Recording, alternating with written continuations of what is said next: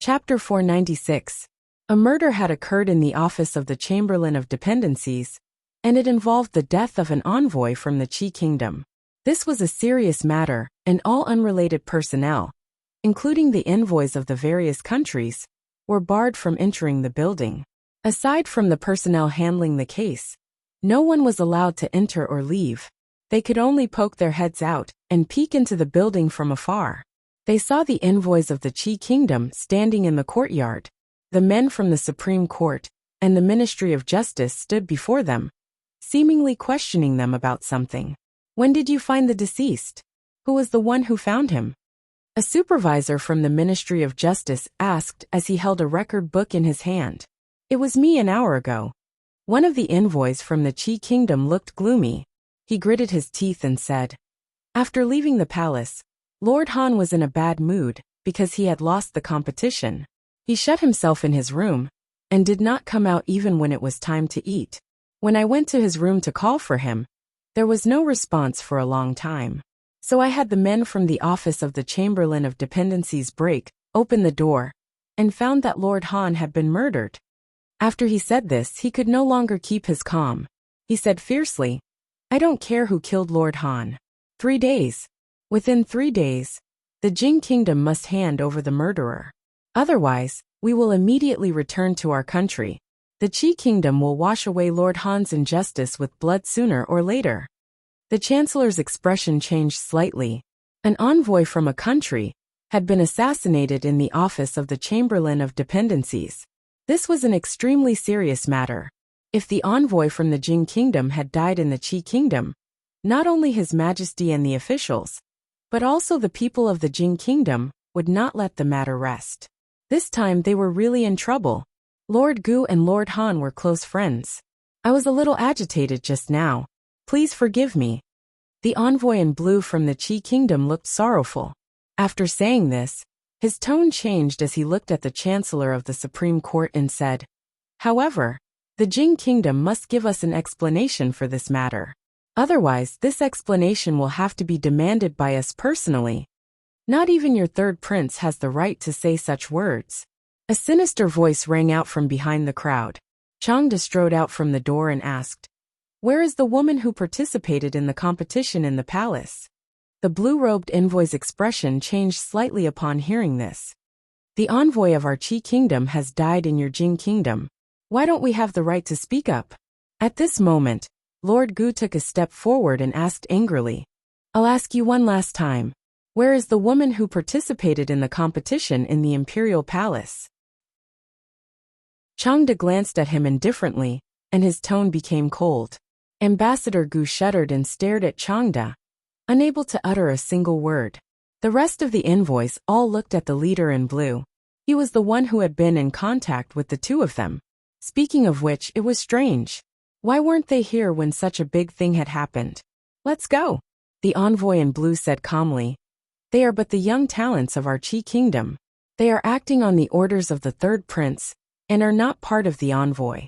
Naturally, they could not stay in the office of the Chamberlain of Dependencies for long. They left after returning from the palace." Left. Changde's expression darkened.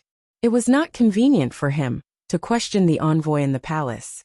When he chased after the envoy, he encountered the death of the envoy of the Qi Kingdom. He had no choice but to return and report this to His Majesty. He did not expect that after a short delay, the unidentified Grand Master had already left. "Greetings, Seneschal Chang." A voice came from the side. Changde turned his head and looked at the skinny young man who had just walked past. He nodded slightly. Even the Chancellor of the Supreme Court had not received such treatment. "Did you discover anything?" he asked the skinny young man. The young man smiled and said, "Let me ask them a few questions first." He walked up to the envoys of the Qi Kingdom and asked, "Where were all of you from the moment you returned to the office of the Chamberlain of Dependencies to the moment you discovered Lord Han's death?" "After returning here, of course, we all returned to our rooms," one of the envoys immediately replied. "Everyone was in their rooms?" the young man asked again. "Everyone," the envoy replied after some thought. They had lost both the written and military examinations. The third prince's many days of planning had been destroyed in a single day. If they did not return to their rooms to reflect on themselves, were they supposed to celebrate like the emperor and ministers of the Jing kingdom? The young man looked at the blue-robed envoy in charge and asked, "Are you sure?" The blue-robed envoy felt that the young man's eyes were so sharp that they seemed to be able to see through one's heart. He could not help feeling a little diffident, but he still nodded and said, gritting his teeth, "I'm sure." The young man nodded and waved his hand, saying, "Take all the envoys of the Qi kingdom away, and temporarily detain them in the Supreme Court." The Chancellor of the Supreme Court and the Minister of Justice were stunned. What had happened just now?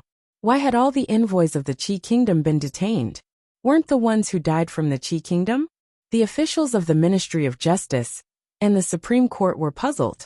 When the envoy of the Qi kingdom came to his senses, he was left with nothing but anger. Why? What are you trying to do? Do you really want to completely fall out with the Qi kingdom? The envoys of the other countries are watching from outside. Do you really think you can shut everyone's mouths? I know. Lord Han's death must have been your doing. Is it finally our turn now? The skinny young man ignored the envoys of the Qi kingdom and said calmly, "Lord Han did not die in his room. His body was moved in later. The murderer did leave through the window, but the sequence was wrong. He did not come in from outside. After killing Lord Han, he closed the door and left through the window."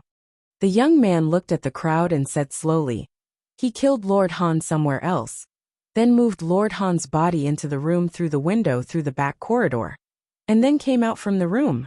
After passing through the back corridor between the two rooms, he would pass through the garden. This is why there is soil under the window, and why the footprints in the garden are deeper than the surroundings. If all of you are in your own rooms, then it is obvious that one of you is the murderer who killed Lord Han. I will explain the specific details to all of you when we arrive at the Supreme Court." He waved his hand and said, "Take them all away." When the young man finished speaking, the expression of the envoy in blue finally changed slightly. The young man glanced at him and strode outside. Watching the men of the intelligence office take away all the envoys of the Qi kingdom, the Chancellor of the Supreme Court looked at the Minister of Justice speechlessly. "Don't look at me, I don't know anything." The Minister of Justice shook his head and said, "It's no wonder His Majesty would promote him so much. I've been handling cases all my life, and I've never seen such a genius. This person was born to solve cases." When the envoys waiting outside the office of the Grand Herald saw the investigators from the Jing Kingdom coming out so quickly, they hurriedly made way for them. When they saw all the envoys of the Qi Kingdom being taken away, the expressions on their faces became somewhat indescribable. Was it not enough to kill one? Were they planning to kill all the envoys of the Qi Kingdom in one fell swoop? How were they going to shut everyone's mouths after today? How were they going to face the accusations of other countries? Killing envoys. Was the Jing Kingdom not afraid of becoming the target of public criticism? Even the most powerful Qi Kingdom would not dare to do such a thing, would it? Even if they were to kill all the envoys of the Qi Kingdom, there was still them. The Jing Kingdom's actions this time had really left everyone dumbfounded. They had risked universal condemnation. They had to report this matter to their own countries and expose the evil deeds of the Jing Kingdom to the world. If they wanted to deceive the world, they would have to kill everyone who knew about this. But was that even possible? As the envoys were thinking about this, they suddenly felt that something was not quite right. Chapter 497. An envoy of the Qi Kingdom had died. Could it be the work of a patriotic warrior? When Li Yi and Rui walked out of the palace, they were still thinking about this matter. In order to occupy a place on the chivalry ranking list, those honest people in the martial arts world would do anything. They would do whatever could best embody their chivalry. Helping the elderly to walk and rescuing stray dogs were all child's play. If they wanted to do something, they would do something big. Therefore, the grandson of Prime Minister Qin, the first foppish playboy in the capital city, young Duke Qin, was still lying in bed. Killing an envoy of the state of Qi could be considered as getting rid of a scourge for the country. The wanted posters would definitely be posted all over the world. In terms of fame, It was much more worthwhile than beating up the young Duke Qin. When they walked to the palace gate, they met Changde. Besides him, there was another person who surprised Li Yi. Lu Yizhang pays his respects to you, Your Excellency. Looking at the young man who bowed to him, Li Yi asked in surprise, "Why are you here?" Li Yi actually admired this former subordinate very much. Back when he was in Qing'an Prefecture, he had taught him many things about interrogation and investigation, such as record of redress of injustice, judge of the Great Song Dynasty, young Justice Bao, and the strange case of Shigong. He had taught him many classic cases. It was a pity that the person this guy admired the most was Detective Conan. Fortunately, people like Song Xiai, Bao Zheng, and Di Renjie did not exist in this world. Otherwise, they might join hands to strangle this guy who worshipped foreign things. Of course, the purpose of all this was so that he could be lazy, to cultivate talents for the country. A few days ago, he learned that he had been transferred to the Ministry of Justice and solved several major cases. He was doing very well there. It had only been a few days. How did he get involved with Chang again? Your Excellency, His Majesty summoned me, Lu Yizhang said quickly. I am not Your Excellency now. Li Yi smiled and patted his shoulder, saying, Do a good job. His Majesty will not mistreat you. Although Li Yi behaved casually, Lu Yizhang did not relax. He said seriously, Your Excellency's teachings, I will always remember them. All right, go quickly. Don't let His Majesty wait too long. Li Yi waved his hand and gestured to Changde. Then he walked out of the palace gate with Rui.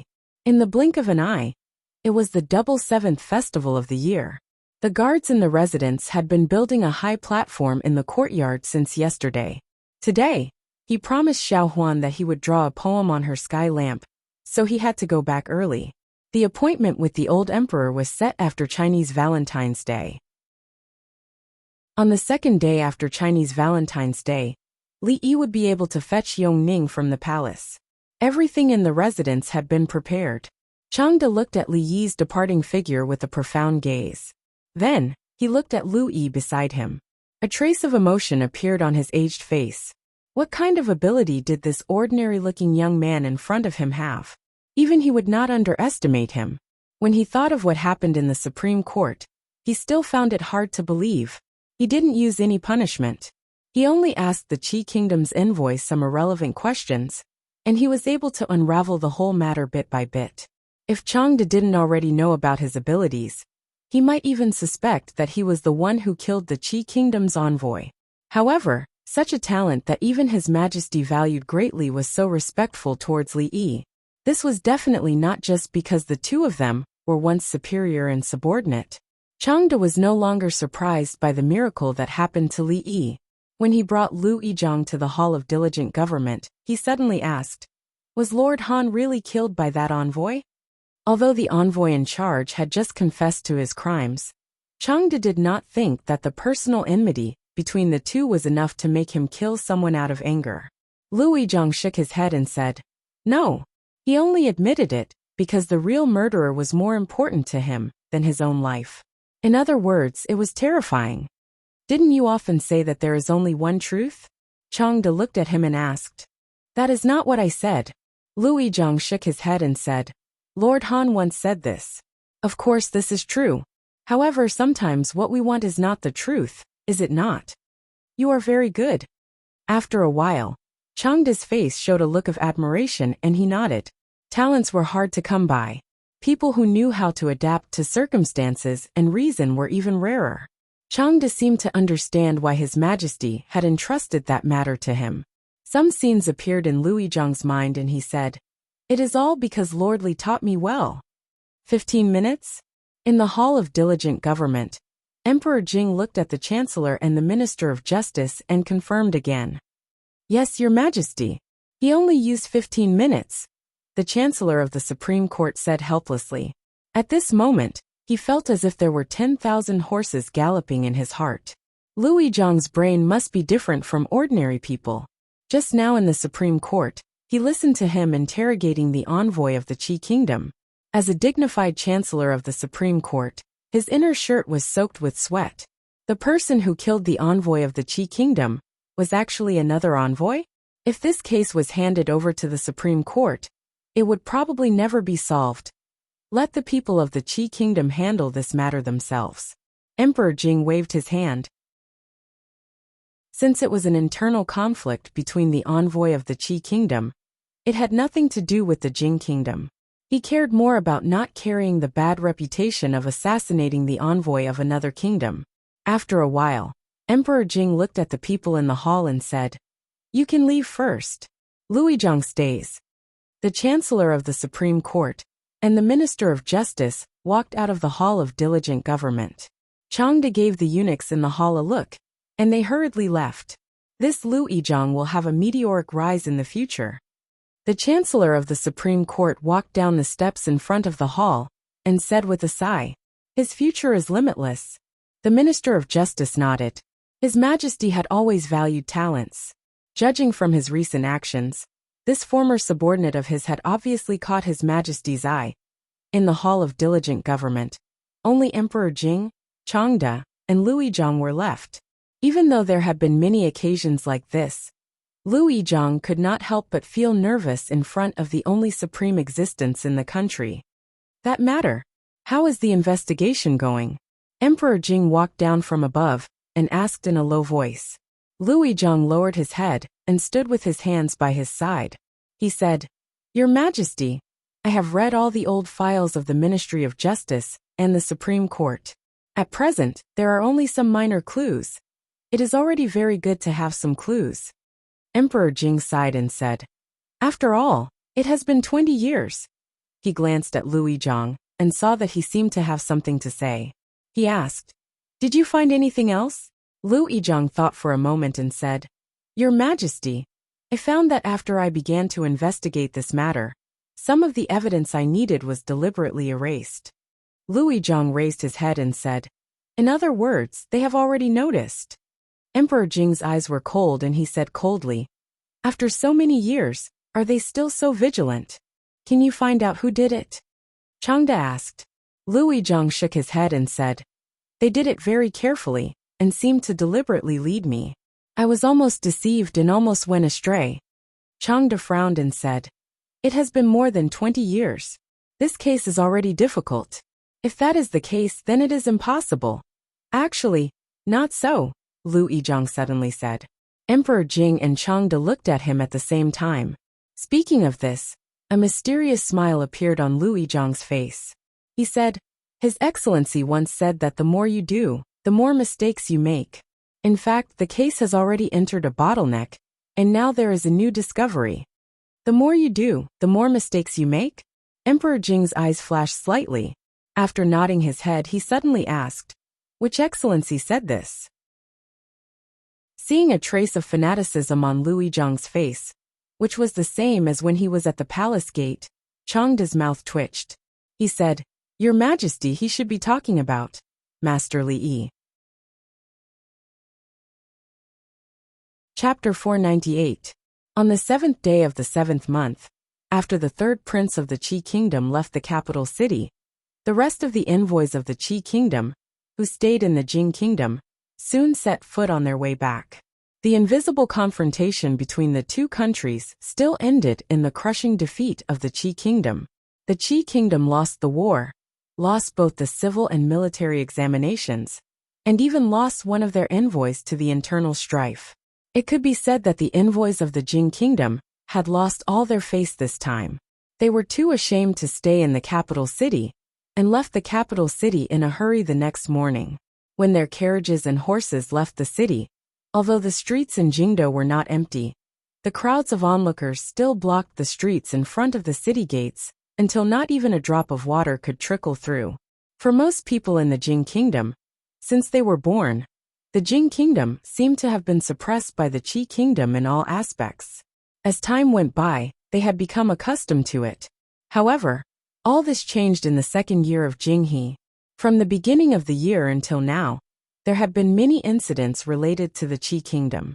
When they thought about it carefully, the people of the Jing Kingdom were surprised to find that the Qi Kingdom did not seem to be so terrible. Whether it was on the battlefield or in other places, the people of the Qi Kingdom would lose and be defeated. It was not as difficult to defeat as they had imagined. Under the dazzling light of the current emperor, the Jing kingdom seemed to have become unprecedentedly powerful. There was County Earl Li in the literary field, Crown Prince Li Xian in the military field, and Her Highness the eldest princess. Though the three of them were still very young, they had shone brilliantly in this event and entered the eyes of the people of the capital city. The legendary stories of the three were spreading everywhere in the streets and alleys, in the brothels and tiled houses. County Earl Li was overflowing with talent. His Highness the eldest princess commanded the army like a god, and Her Highness the eldest princess was matchless in martial arts. Of course, this did not rule out the intentional guidance of the imperial court. Winning or losing was naturally important, but more importantly, they wanted to let the people of the capital city, and even the whole Jing kingdom, know that they had won. They had won beautifully. They wanted to let them know that His Majesty was wise and great. Under the leadership of the wise and mighty emperor and the outstanding courtiers, the country was becoming better and better. The national strength was flourishing, talents were emerging, and the country had reached a new level. The talented Li Xianbo didn't know that he was already very popular in the capital. He was standing in the courtyard, watching over 10 eunuchs carrying boxes of things from outside. The little princess wanted to come out of the palace to treat her illness. This was a huge matter. Everything she ate and used had to be regulated. How could she just do as she pleased? Although the little princess would only arrive tomorrow, early this morning, the people in the palace were already busy at the entrance of the count's mansion. All kinds of things were moved in and out, going to and fro the small courtyard he had vacated for Yongning. It was annoying to see. County Uncle Li, this is a gift from Princess Royal. When the two eunuchs brought in another large box, they did not move it to the small courtyard. Instead, they walked in front of Li Yi and said, "Why would Li Mingzhu give a gift for no reason?" Li Yi opened the box and was shocked by the treasures inside. She was unaccountably solicitous, and he was not used to it for a while. Her Royal Highness had suddenly become so generous. Did Her Royal Highness say anything else? Li Yi looked at the two and asked. No. The two shook their heads. Then move it in first. Li Yi waved his hand. There was no reason not to accept a gift that was delivered to his door. He would ask her what kind of gift it was next time they met. Right. There was also the matter of Tai Chi. He didn't have time to ask her yesterday. There would be no problem with Uncle Li at home. Qixi was a festival for women. Mississippi Lu was rarely not busy today. She went to the temple with Rui and Xiao Huan, and there were a series of activities when she came back. It had nothing to do with him. He planned to see how Zheng Zimo's bra was doing. Walking out of the gate, he saw a figure wandering under a few willow trees opposite the gate. He walked over and asked, "Why are you here?" Hearing Li Yi's voice, Lu Yi hurriedly stopped and opened his mouth, but he didn't say anything. The expression on his face was a little awkward. "What's wrong? Another difficult case?" Li Yi looked at him and asked. Lu Yi was no stranger to this state. When he was in Qing'an Prefecture, he had this expression every time he encountered a difficult case and came to him. Seeing the embarrassed expression on his face again, Li Yi waved his hand and said, "Don't rush. Investigate the most suspicious people one by one. You can't rush things like investigating a case. If you really can't figure it out, go out for a walk, listen to a play and relax. Maybe there will be unexpected gains." Speaking of investigating a case, in addition to ability, this kind of thing also depended on luck and inspiration. Those basic things had been taught to him. Now Li couldn't help him too much with these things. Louis Chang was taken aback for a moment before he asked, "Didn't Milord say that the murderer often hides very deeply?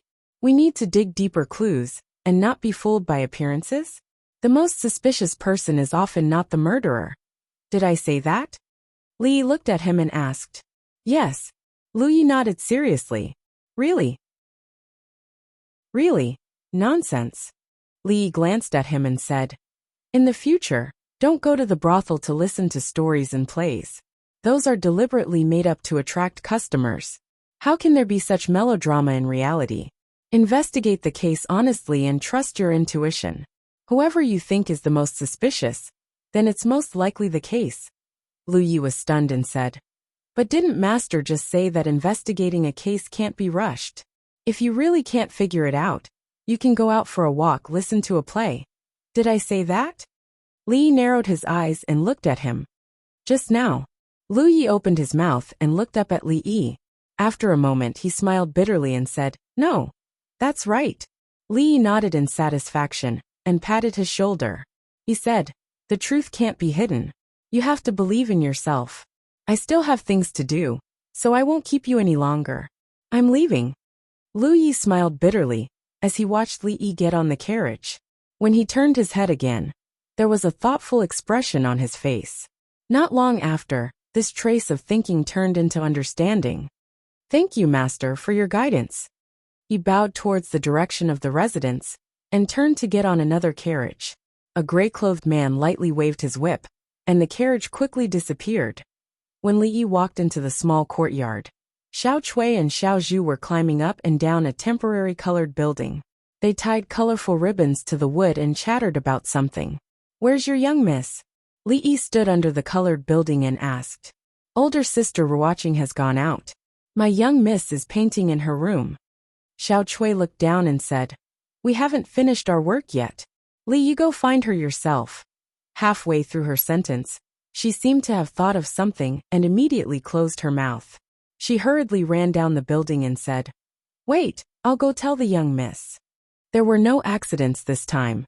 When Li walked into the room, Zheng Zimo was fully dressed and painting on the sky prayer lantern. Seeing Li walk in, she didn't even look up and said, "What is it?" "Speak." "About the bra, have you thought about it?" Li didn't mind her attitude and walked over. "Pa, perverted." Zheng Zimo blushed and glanced at Xiao Chui.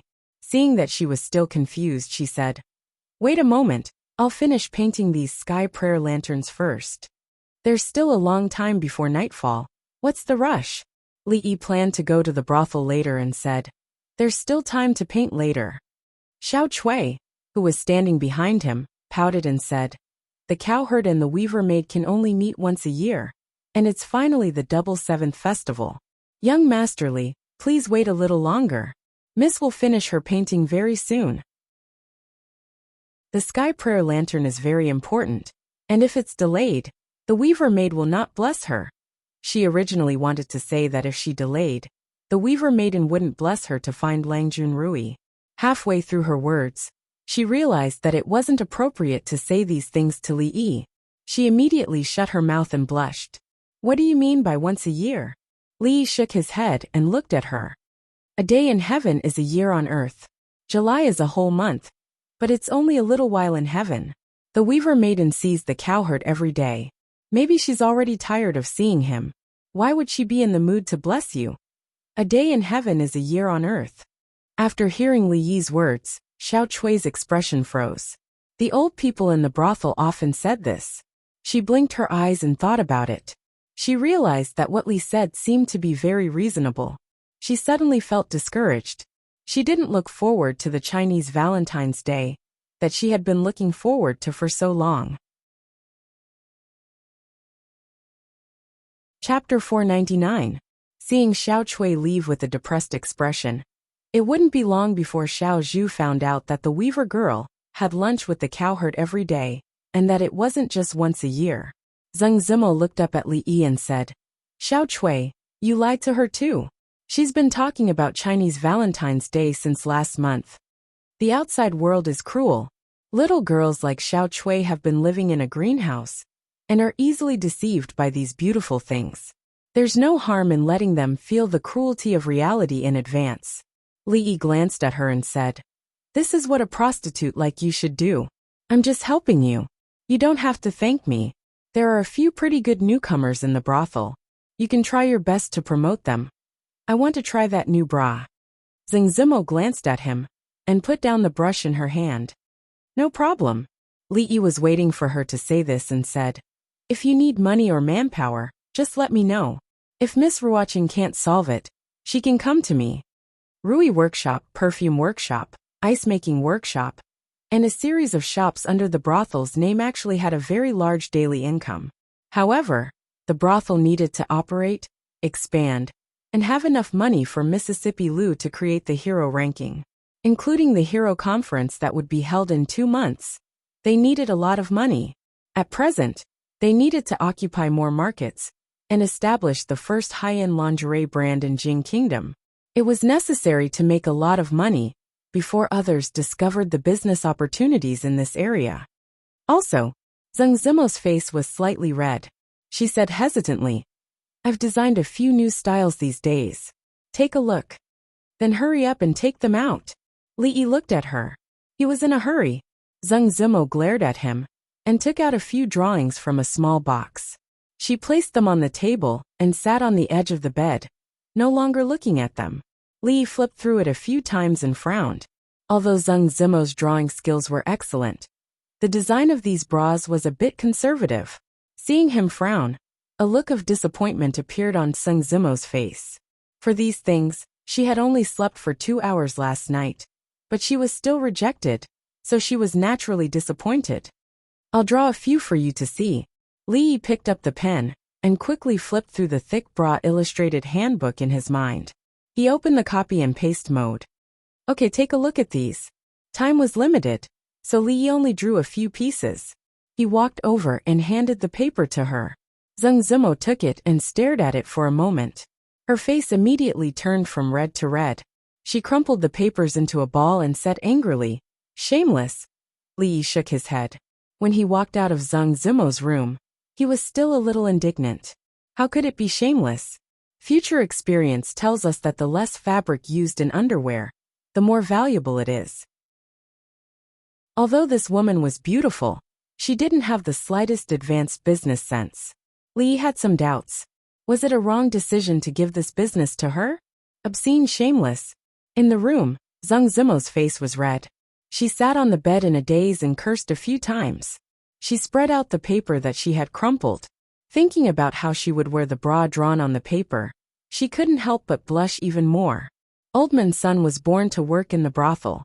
The poor performers in the capital now almost regarded him as a god. Perhaps even the current emperor didn't have a high position in the hearts of the performers. There were many brothels in the capital, and many of them existed in the form of small groups. However, in just a few months, Oldman's son had made the brothel the largest in the capital, and even in the whole Jing Kingdom. His achievements were amazing. Although the scale was huge, the order was the best among all the brothels. Tickets were bought in a civilized manner, and people entered the brothel in a civilized manner. If anyone wanted to cause trouble, a few beast-like giants would immediately drag them to a corner and teach them the rules. Li Yi walked around a brothel in the city and was very satisfied with the current situation. The plays in the brothel were somewhat similar to those in the cinema. There would be a large-scale update every month, and all kinds of novel stories and scripts emerged one after another. No one knew how many people had become regular customers. "Mr. Li?" When Li Yi was about to go backstage to have a look, he suddenly heard a surprised voice from behind. He turned his head, looked at the strange young man opposite him, and asked in confusion, "Forgive me for not recognizing you. You are?" The young man hurriedly said, "I'm Wan Su, just a small censor." "It's not strange that you don't know me, Mr. Li." That day, Mr. Li won 2 rounds of the written exam in the Golden Hall, and I was watching from the hall. Wan Su. Li Yi felt that he had heard this name before. After thinking for a while, his face revealed a surprised expression. He looked at him and asked, "The censor who impeached the king of Shu?" A trace of embarrassment appeared on the young censor's face, and he nodded slightly. "Not bad, not bad." Li Yi immediately admired this young censor called Wan Su. He looked around and said, "However, as a censor, what are you doing here instead of doing what you should be doing?" Wan Su hurriedly said, "I'm here on the orders of Deputy Prime Minister Ma." Li Yi looked at him and frowned. He asked, "The censor is also in charge of the brothel?" Wan Su was startled and shook his head. He said, "Lord Li, you misunderstood. It was Deputy Prime Minister Ma who said that these brothels are the places where people can speak freely. Deputy Prime Minister Ma said that censors should not only keep their eyes on the court, but also the public opinion." Li Yi thought for a while. If the brothel became a place that censors often hung around, then as long as the news that the king of Shu and young Duke Qin had broken up the previous evening, Emperor Jing would find out that his son was gay during the morning court session the next day. The civil and military officials would also know that they had to stay away from these two people in the future. Wouldn't that be great? Lord Ma is very farsighted, Li Yi said with great approval. The censor called Wan Su bowed slightly to him and said, I just happened to see Mr. Li, so I came to pay my respects. I still have work to do later, so I won't disturb Mr. Li. Li Yi waved his hand. He didn't have much time to chat with this censor, so he turned around and walked towards the back of the brothel. It wasn't until Li Yi's figure disappeared that the excitement on Wan Su's face gradually disappeared. In many people's eyes, Mr. Li had become a legend. He single-handedly turned the tide and saved the face of the country, causing the envoy of the Qi kingdom to return in defeat. Because of this, he had gained many fans in the capital city, including this censor called Wan Su. Of course, because of his special identity, he naturally knew some information that ordinary people didn't. In his heart, he admired this Mr. Li who was about the same age as him even more. Wan Su calmed down a little, and then remembered that he still had important work to do today. It was the 7th chapter of Liang Shanbo and Zhuing Tai. He had to hurry and listen to the story. A brothel was not a place that a woman like his wife should come to. However, the latest hand-copied version would only be sold tomorrow morning. If he couldn't tell her the story when he returned at night, he was afraid that he would have to sleep in the study again. Wan Su suddenly felt a headache when he thought of how she would cry and ask him to continue the story. However, he still bought a ticket at the door and walked in unhappily. Chapter 500. Nowadays, there are more and more customers who like to come to the brothel to listen to the opera. The old place is a bit small. I plan to rent the surrounding land as well. This way, each place can be expanded by 50%. Otherwise, I'm afraid it won't be long before it can't accommodate so many customers. As they walked into the brothel again, Ruoqing pointed at the neatly arranged tents and said to Li Yi. Li Yi nodded and said, You can make the decision on these matters. If you want to rent more land, I'm afraid you'll have to go through the government. I'll let County Magistrate Lu know. As soon as he finished speaking, a strange sound came from beside him. Li Yi turned to look at her and asked, You haven't eaten? Wan Ruoqing blushed slightly and said, I ate a little this morning. Li Yi raised his head and looked at the sky. The sun was about to set. He frowned and said, No matter how busy you are, you can't skip meals. There are many things that you don't need to do by yourself. Just leave it to the people below. Let's go out and eat something. Wan Ruoqing shook her head and said, No need. The brothel is about to close today. Let's go. I'm hungry too. Li Yi didn't wait for her to continue and walked out first. Wan Ruoqing was startled and could only follow him helplessly. The capital was not like Qing Prefecture. The curfew system was very strict. Except for a few days every year, people were not allowed to walk on the streets after 8 o'clock. If there was a violation, the punishment would be detention, and the punishment would be execution on the spot.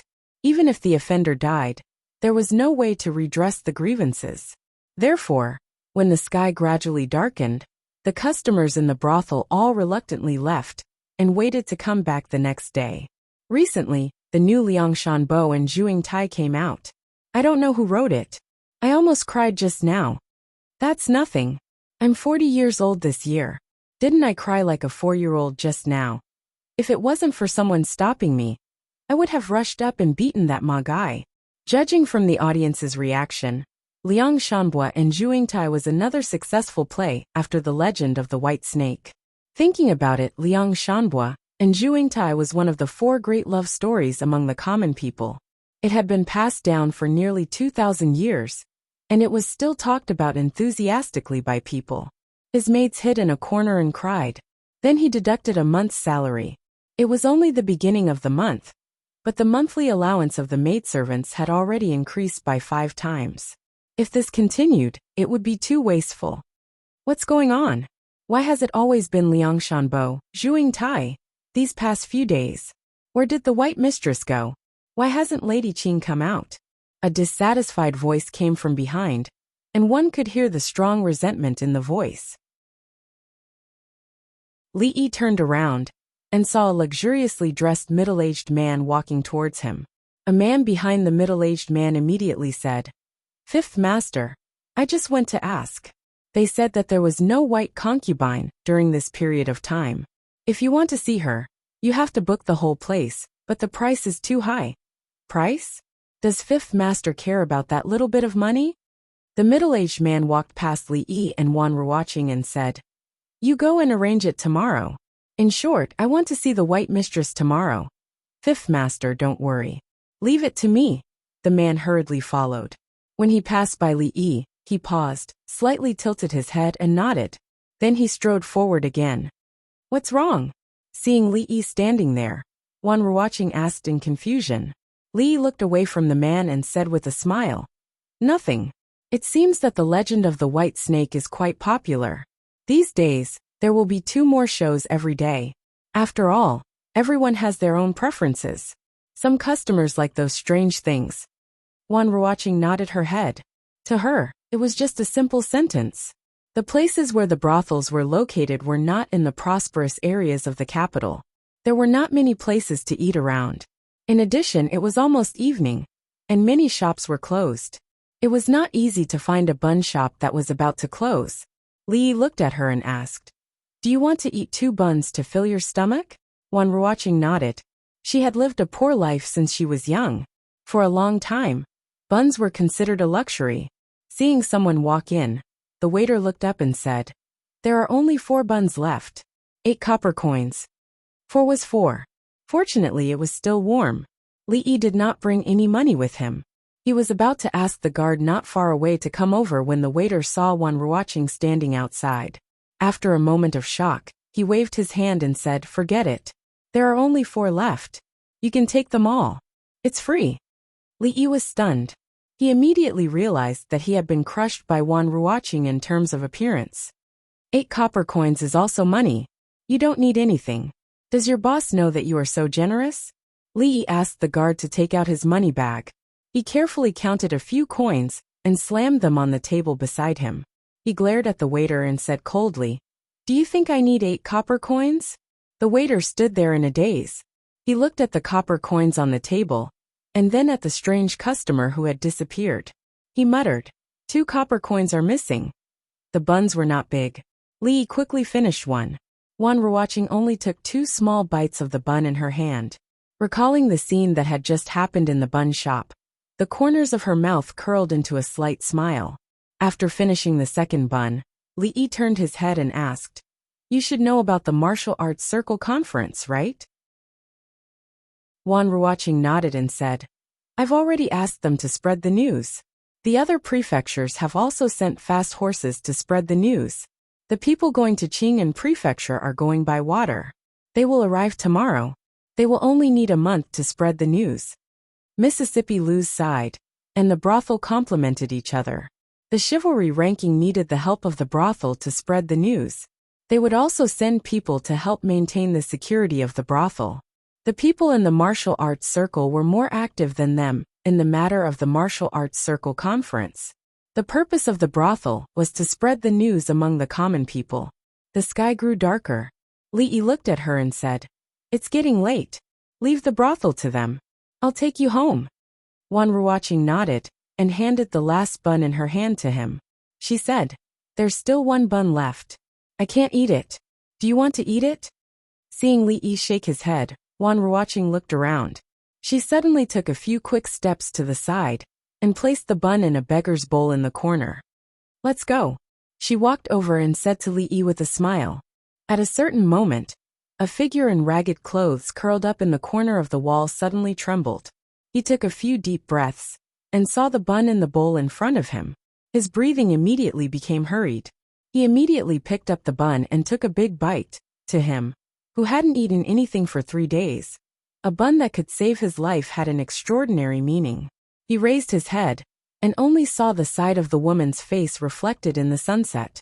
His hand paused and the bun fell to the ground. Heavenly Empress! Li Yi and Wan were watching's figures gradually faded away. A guard following behind them saw the beggar suddenly kneel on the ground and crazily kowtow in a certain direction.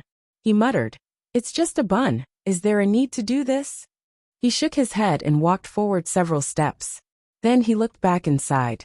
He slowly walked over and took out a piece of silver from his waist and placed it in the broken bowl in front of the beggar. After an unknown period of time, the beggar's forehead was dripping with blood. He finally stopped and picked up the dirty bun. He looked in the direction that the heavenly empress had left in, his face full of sincerity. After a long time, he looked away from the distance and inadvertently glanced at the broken bowl in front of him. The bun in his hand fell to the ground once more. "Thank you, Heavenly Empress. Thank you, Heavenly Empress. Thank you, Heavenly Empress." Around them, people walked out of their houses. They looked at the beggar in the corner and sighed as they shook their heads. "This beggar, I'm afraid he's gone crazy. I think he's already been lying there for 3 days. He's quite pitiful. Give him something to eat. If he really died here, it would be troublesome." Chapter 501. The servants of the Li residence were especially diligent today. They were woken up before dawn by the head housekeeper. Even the pillars outside were cleaned until they were spotlessly clean. There was going to be a guest coming to the residence, and it was a very important guest. A few days ago, they all found out about this matter. In order to welcome this guest, Lord Ju not only made them specially clean up a courtyard, but also had extremely harsh requirements for them. Although they had been scolded a lot, their salaries had more than doubled. The harsher the scolding, the fiercer the increase. Now in the residence, which servant girl had the most allowance, they just had to see who had been scolded the most by Lord Ju. It was Chinese Valentine's Day yesterday, and Lord Ju entered the palace early in the morning. The maids of the Li residence were naturally curious about who was coming to the residence. Li Yi had been in a good mood these days, especially when he was hugging little Yongning. He felt a sense of intimacy that came from his soul. It was something that no one in this world could give him. Today was the day he had arranged to meet the old emperor. He could have waited at home for Yongning to be sent over, but when he saw old man Chang's old face at the door, he knew that he would have to enter the palace again. The morning court session at the Hall of Political Affairs had not ended yet, so Changde took him directly to the Hall of Diligent Government. As soon as he stepped into the hall, he discovered that he wasn't the only one inside. Li Xian was there as well. There were also a few people who looked somewhat familiar. Upon closer inspection, he discovered that they were the Chancellor of the Directorate of Studies and several mathematics professors. County Uncle Li. Li Xian did not greet him first, but the people from the directorate seemed to be very familiar with him, and they all smiled and cupped their hands in greeting. "Good morning, everyone." Li Yi casually cupped his hands in greeting and walked towards Li Xian. The Chancellor of the Directorate hurriedly chased after him and said, "I wonder when Lord Li will start his mathematics class again.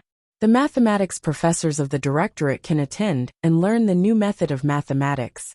The professors nodded. His Majesty had decreed that all students of the Imperial College had to learn the new mathematics. However, the problem was that the professors who were in charge of teaching them did not know much about it. These days, the mathematics professors of the Directorate of Imperial College had been anxious to the point of insanity.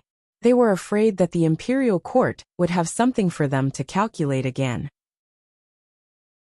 Once or twice could be forgiven, but if they made a few more mistakes and caused a loss of tens of thousands of taels of silver to the national treasury, it would be hard to say whether they could still keep their heads on their necks. "I won't be free for the next few months. Let's talk about it after the new year." The Chancellor of the Directorate's face twitched, and several professors of mathematics looked horrified. After the new year, anything could happen in 5 months. They didn't know if they could see Uncle Li at that time. They couldn't wait another day. "What's the matter this time?" Li Yi ignored the people from the Directorate and walked over to ask. Li Xian shook his head and said, "I don't know. I was also summoned to the palace early in the morning." Li Yi frowned. His intuition told him that trouble was coming. After waiting for a quarter of an hour in the Hall of Diligent Government, the old emperor finally arrived. These days his condition seemed to have stabilized, and his complexion looked good. In all fairness, Li Yi hoped that the old emperor could live a few more years, so that he could also live a few more years in peace. Today, I asked you to come here because I have an important matter. I have thought about it for a long time, and I still intend to entrust it to you. After sitting down, Emperor Jing said directly. When he spoke, he looked at Li Yi and Li Xian. A few days ago, because of the chessboard and rice, I and many officials almost fell into the trap of the envoy of the Qi Kingdom. Before that, Prince Jin used the new mathematics method to save tens of thousands of taels of silver for the national treasury. A thoughtful expression appeared on Emperor Jing's face, and he said, "Since then, I have discovered that mathematics is really unfathomable, and its importance is no less than that of governing the country and pacifying the people." Hearing this, the mathematics doctor of the directorate looked ashamed. His Majesty's words were like a slap in the face. Li Yi was a little surprised that the old emperor had such insight. Technology was the first productivity, and mathematics was the queen of science. After hundreds or thousands of years, people would understand this truth.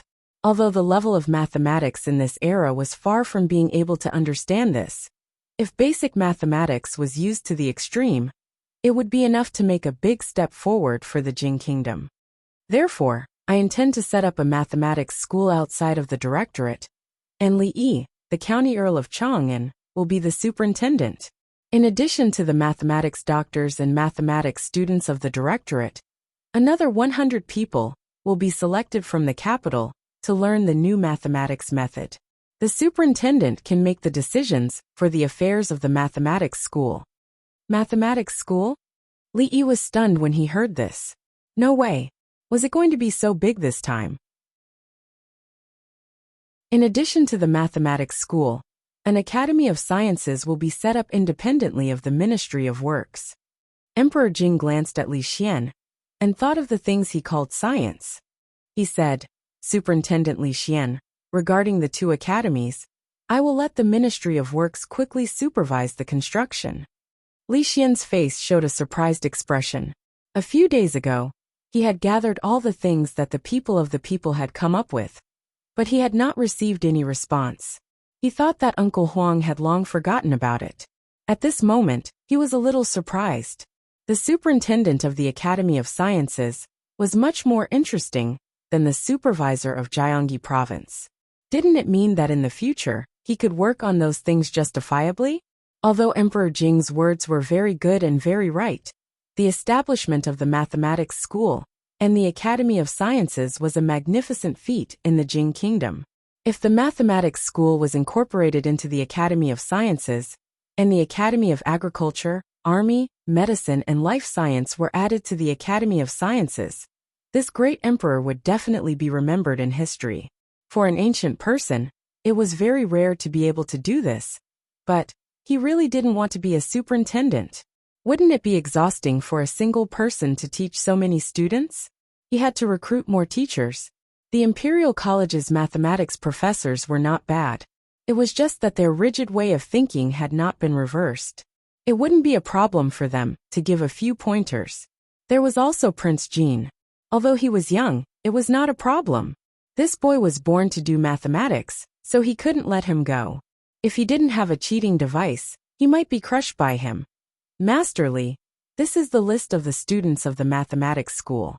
Changde handed a long memorial to Li Yi, and even the way he addressed him changed. The list was drawn up. It seemed that Emperor Jing had never thought about asking for his consent. Didn't he say that he would not force him? Didn't he say that the emperor would not go back on his words? The memorial was as long as his arm, and it was densely filled with names. After Li Yi glanced at it, he frowned slightly.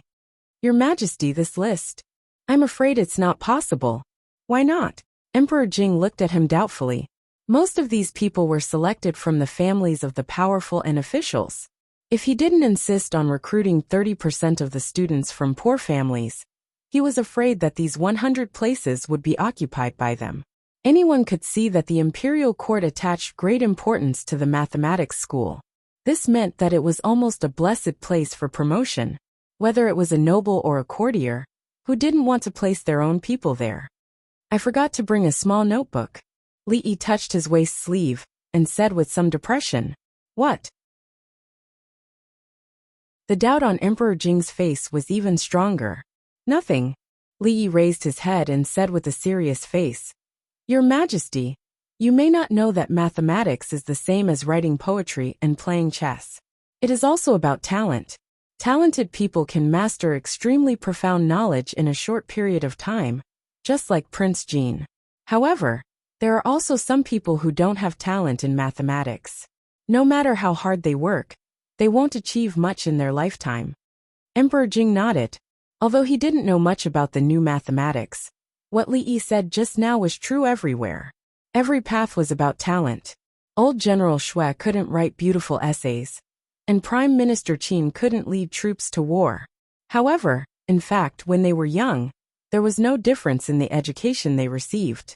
It was nothing more than a matter of talent. That makes sense. In your opinion, how should the students of the mathematics school be selected? Emperor Jing agreed with Li Yi's opinion and looked at him and asked. Li Yi smiled and said, "This is simple." Chapter 502. Your Majesty, take a look. This Chun Lisan has the word sun in his name. He must be lacking wood in the 5 elements. Generally speaking, people who lack wood in the 5 elements are not good at mathematics.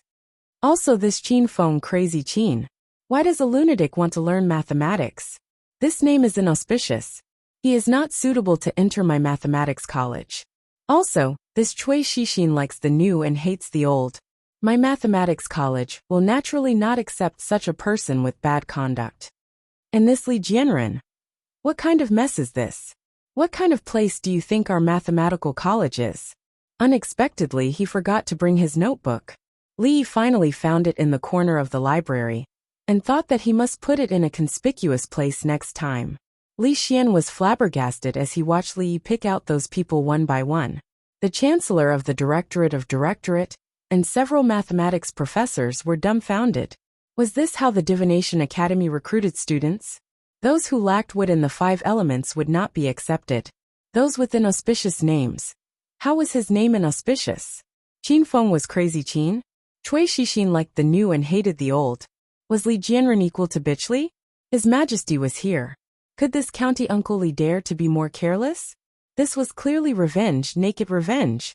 Among the Chun family, Chui family, Qin family, and Assistant Minister Li's family of the Ministry of Works, which one of them was not inextricably linked to the King of Shu? Of course, they had more in common. Because of the fight in the Imperial Palace, these families were the most active in impeaching County Uncle Li in the court. At a certain moment, the Chancellor of the Directorate suddenly remembered that he seemed to be involved in this matter. Looking at County Uncle Li, who was still picking out people one by one, he could not help but feel a chill from the bottom of his spine. Emperor Jing's face was full of astonishment. He looked at Li Yi and said, "Be serious. If he really used such an absurd reason to select students, the court would definitely be in an uproar."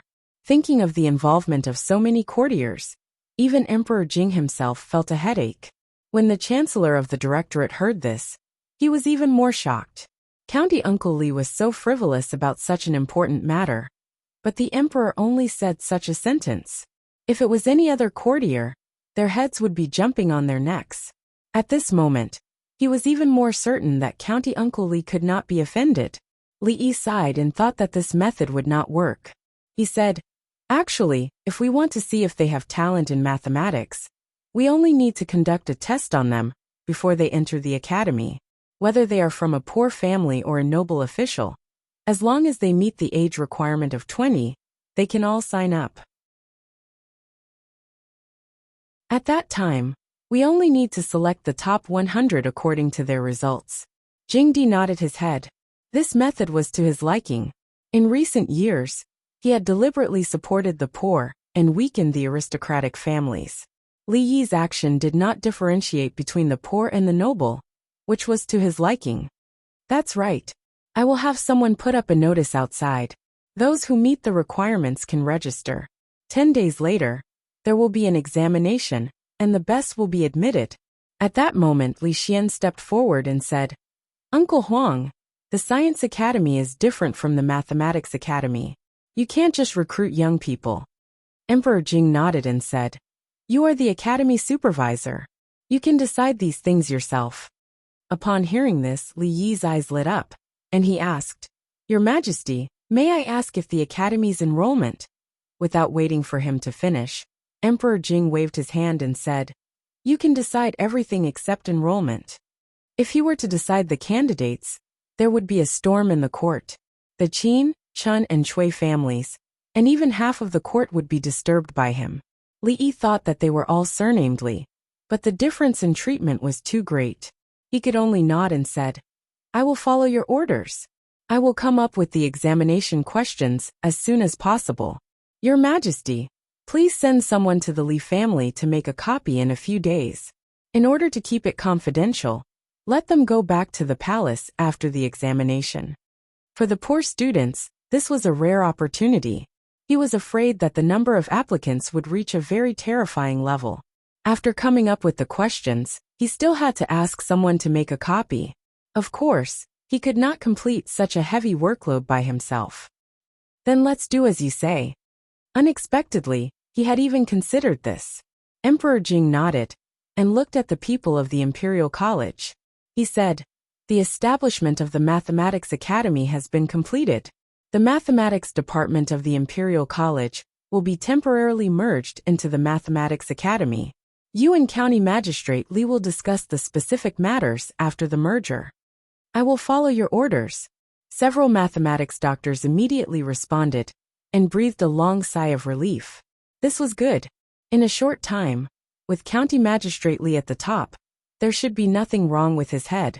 Not long after, several people walked out of the palace one after another. Emperor Jing slowly stood up and said, "He really makes me worry. Things in the court are not as simple as he thinks." When he walked out of the palace, he murmured, "It is not the time yet. The court cannot be in chaos." Changda's expression was a little complicated. Finally, he could not help but say, "Your Majesty, do you really think he has given up?" Emperor Jing looked back at him. Changda shook his head and said, "Although I don't know what he will do, I am sure that this time the Qin family, the Chen family, the Chui family, and the King of Shu will not have anyone enter the Mathematics Academy." As for County Magistrate Li, who was about to become their superior, several mathematics doctors naturally tried to flatter him after they left the palace. However, this young superior was not moved at all. They looked at each other and smiled bitterly. They were afraid that their days in the future would not be easy. However, the Imperial College had a deep foundation. As long as they learned the new mathematics well, they could ask the ministers in the court to advise them and return to the Imperial College. The mathematics doctors naturally did not believe that Prince Jean, who was only 10 years old, was better than all of them. It was just that they had not been exposed to the new mathematics. What talent! It must be that County Magistrate Li deliberately flattered His Majesty. "Sister Shanning, I will miss you." In a luxurious carriage, Yongning opened the curtain and waved to Princess Shanning. She said in a soft voice, although they could not see from the carriage, they could guess that the arrogant Lolita's face must be ugly now. It was better not to provoke her. It did not take long for the carriage to start slowly. There were 4 old men in gray following them. There was also one in the corner of the carriage. He closed his eyes and kept a straight face, looking very skilled. In order to not let the entire capital know that the little princess had left the palace, the old emperor only sent these 5 people to protect her. Presumably, their martial arts skills were not bad. Of course, the serving maids and the dozens of palace guards were already waiting for her at home. The carriage started slowly. The arrogant Lolita stood there with a face full of dissatisfaction. Li Emingzi touched her head and said, "If you want to leave the palace, we will go find them tomorrow." I don't care." Princess Shanning curled her lips and shook her head. She glared at the carriage that had already gone far away and walked forward angrily. After a while she walked back again. She lowered her head and kicked the ground with her feet. She asked, "What time tomorrow?" When their Lord Ju walked in from outside with a 5 or 6-year-old girl in his arms, the servants of the Li family finally knew what kind of guests they had prepared for these days. Other than looking a little cute, there was nothing special about this girl. Why did Lord Ju treat her so well? Could it be? After the servants of the Li family bowed and greeted him, They began to make wild guesses. Li Yi had already walked into the inner courtyard with Yongning in his arms. "Young master, whose family is this girl? She is so beautiful." Fong walked over and asked curiously. An old man in gray followed behind Li Yi, and was about to step in when Fong suddenly reached out and said, "You can't go in here." The old man frowned but did not say anything. He reached out and pressed his hand on the shoulder of the man blocking the way. He found that the man did not move at all. "Aya, do you still want to fight?" Fong rolled up his sleeves. He had learned a few moves from second-grade uncle a few days ago. This old man seemed to be quite strong. It was a good time to spar with him. A strange look flashed in the old man's eyes. He pushed forward lightly. Fong staggered back a few steps and fell on his butt. The old man glanced at the courtyard again. He stood at the entrance like a wooden pillar, and did not walk in. "Rui, you must remember what grandmother told you last time." As the old mistress spoke, she pulled Rui's hand and walked out from inside. When she saw Li Yi in the courtyard, she was stunned for a moment. She quickly walked over with a hint of joy on her old face. She gently pinched Yongning's little face and asked Li Yi, "Whose family is this girl? She is so beautiful." Li Yi touched his nose and said, "Her Majesty's family."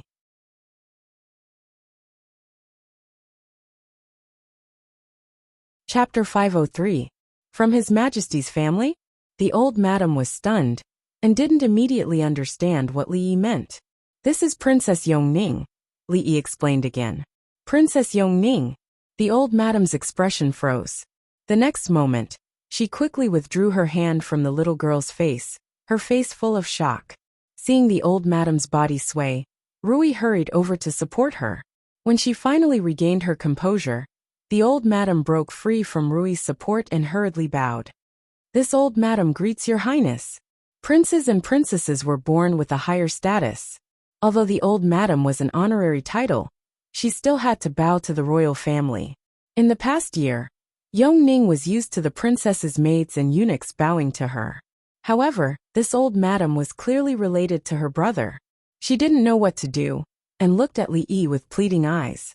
Li Yi said helplessly, "Old madam, don't be nervous. Princess Yongning left the palace secretly this time, and can't be made public." "How can we do that? Her highness is of noble birth, and has come to our residence. How can we treat her lightly?" The old madam's sense of hierarchy was deeply ingrained in her. She looked at Li Yi and said, "Aren't you going to invite her highness in?" It took a lot of effort to make the old madam understand that her highness was here for a vacation, and couldn't let too many people know. Otherwise His Majesty would blame them. It was better to keep a low profile. Even so, the old madam still took this matter seriously.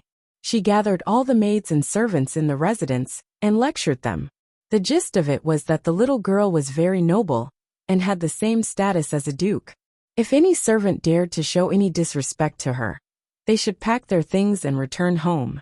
In this day and age, it was easy to find a servant's job, but to find a place like the Li residence, where the money on the surface was just for show, and as long as one performed well, one could become rich in a few months, was as difficult as ascending to the heavens. No servant girl would do such an unwise thing. After sending the old madam off with much difficulty, he repeatedly reminded Li Yi to be careful before he left. If something were to happen to the little princess in the residence, His Majesty would be furious. Then, from the master to the servant girls, no one would be able to escape. Li Yi repeatedly promised. Even if the old madam didn't say anything, how could he let anything happen to Yongning? After all, in this world, she was the only one who could comfort him in some ways. Xiao Huan walked in from the outside with 2 candied haws in her hands. When she saw the little unfamiliar figure in the courtyard, she immediately said, "Son-in-law, whose child is this? He's so cute." She walked over and pinched the little girl's face. She handed over a stick of candied hawthorn and said, "Little sister, what's your name?" "Big sister will treat you to candied hawthorn." The summer stick of candied fruit had to be eaten as soon as possible after being taken out of the wooden box filled with ice cubes. Otherwise, the sugar would melt, and it would be very sticky and uncomfortable to hold. Princess Yongning sat in the shade of the courtyard, eating candied fruits that she hadn't eaten for a long time. Although the candied fruit had melted due to the hot weather, and the taste wasn't as good as she remembered, she still ate it with relish. After all, no matter how bad it tasted, it was still candied fruit. Xiaohuan hid in the room with a pale face and didn't dare to come out.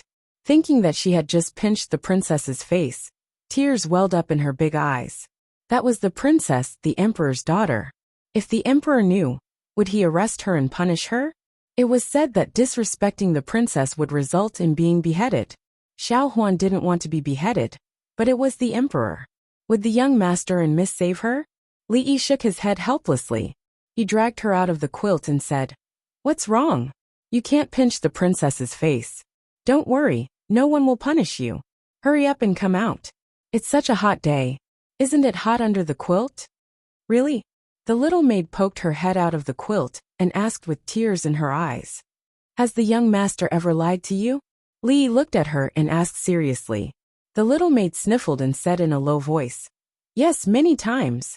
He dragged the little maid out of the room and said, "If you want to pinch it, you can pinch it a few more times.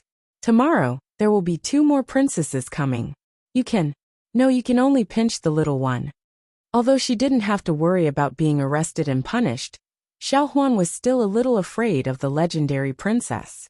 She hid in the distance and didn't dare to approach. Seeing this, Li Yi didn't force her. Anyway, she was going to stay here for 2 months. She would get used to it after 2 days. Outside the courtyard, Fong patted the dust off his butt and crossed his arms. He looked at the old man in gray standing at the door with a suspicious gaze. Sometimes, he smacked his lips, and his face showed a look of amazement. Of course, he was not only amazed at the old man's great strength, but also surprised that he could stand there for an hour without moving. If he didn't observe carefully, and could still feel the old man's breath, he would definitely think that he was a dead man. "Go away." Just as old Fong's face was about to reach the old man suddenly opened his eyes and said coldly, "Old Fong, don't worry." Old Fong jumped to the side and glared at the old man. Then he curled his lips, dusted off his butt, and walked away. What's so great about being able to fight? In 30 years, he could break the old man's bones with one hand. If the old man was still alive in 30 years, then 40 years, 50 years. I can't outlast second granduncle. But I can't outlast you. The old man indifferently glanced at the man who possessed a monstrous strength and shook his head. He turned his head to look at the courtyard beside him and heard the clear laughter of the little princess coming from inside. He turned his head and once again closed his eyes. The order they received was to deal with some emergencies. His Majesty specifically said that they shouldn't interfere with anything about County Uncle Lee except for that. In the clean courtyard, there was a swing hanging from a huge tree that could cover half of the courtyard. At this time, the sun was about to set. Li Yi pushed Yongning, who was sitting on the swing.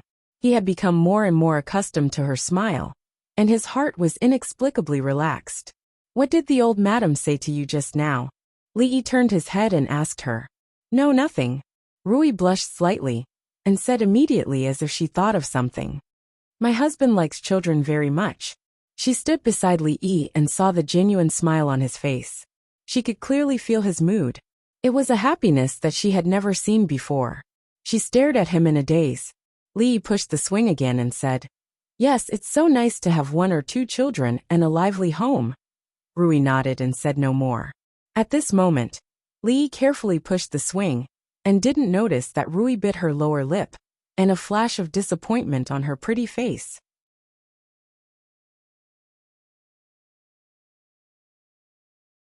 Chapter 504. Hehe brother, come too. Princess Yongning slid down the long wooden slide and sat on a rocking cart in the shape of a sheep. She turned around and said to Li Yi. Li Yi stood not far away and looked at her with a smile. It was fine for a 5-year-old girl like Yongning to play with this, but it was shameful for a grown-up like him to ride on a sheep. If people were to find out about this, the headline on the front page of the Capital Daily tomorrow would be, "Shocking! A certain unscrupulous county uncle actually did such an indecent act with a female goat." His reputation as one of the 3 heroes of the capital would be completely ruined. They were now in a spacious room at the back of the small courtyard. These days, Li asked the craftsman to work overtime to turn this place into the world's first indoor playground. All the sharp edges were polished smooth wooden slides, a human-driven merry-go-round with seats inside, coin-operated rocking carts that were popular in the 21st century at the entrance of major supermarkets. The image of the sheep was carved by Li himself. It was so lifelike that the most famous carpenter in Jingdu wanted to learn from him on the spot. At this moment, if there was a cute voice saying, "Little brother, come and play with me," it would be even more lifelike. There were huge ice mirrors in the four corners of the room. No matter how hot it was outside, there was still a cool breeze in the room. No matter how they moved, they were not afraid of sweating. Ah! Princess Shaning, who had been standing at the door for a long time, finally came to her senses. She screamed and rushed over. She sat on the merry-go-round and didn't let go. She looked around the room, and her crystal-clear eyes were shining. "Come down first." Li walked over and said to her. "I won't." The arrogant girl stared at him and showed a pair of canine teeth, looking aggressive. Li said helplessly, "This is not how you play with it." It was not easy to persuade her to come down and let Yongning get down from the rocking cart. Fong, who was operating the rocking cart, also walked over.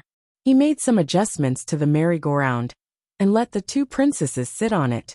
Fong stood far away, holding a thick handle and turning in a circle. The merry-go-round also turned, and the arrogant Loli's scream immediately sounded in the room.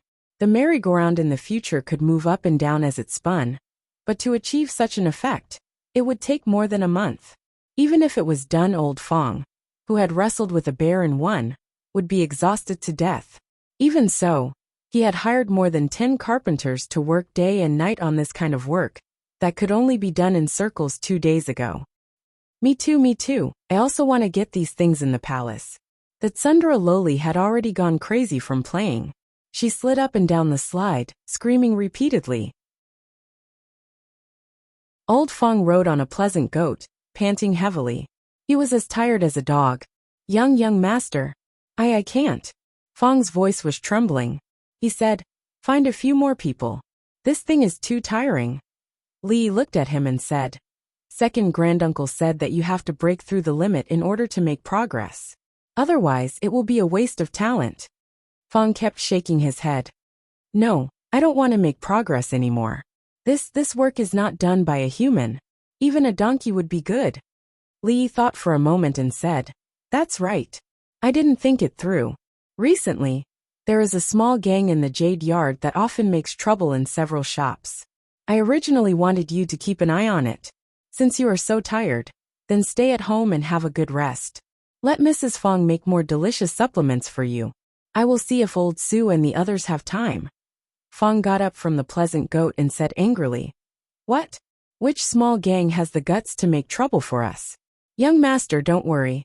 I will definitely go and see more in the next few days. If they dare to come again, I will crush their balls. You'd better rest more." Li shook his head and said, "Remember to find a donkey later. Ordinary people can't turn this thing." Fong shook his head like a rattle drum. He waved his hand and said, "Don't look for a donkey. I am here. That animal needs to eat, drink, and poop. It is dirty and troublesome. Besides, it is not good to scare children." Fong's face was full of righteousness. Second granduncle said that I have to break through the limit of physical strength. He is right. I will turn this thing.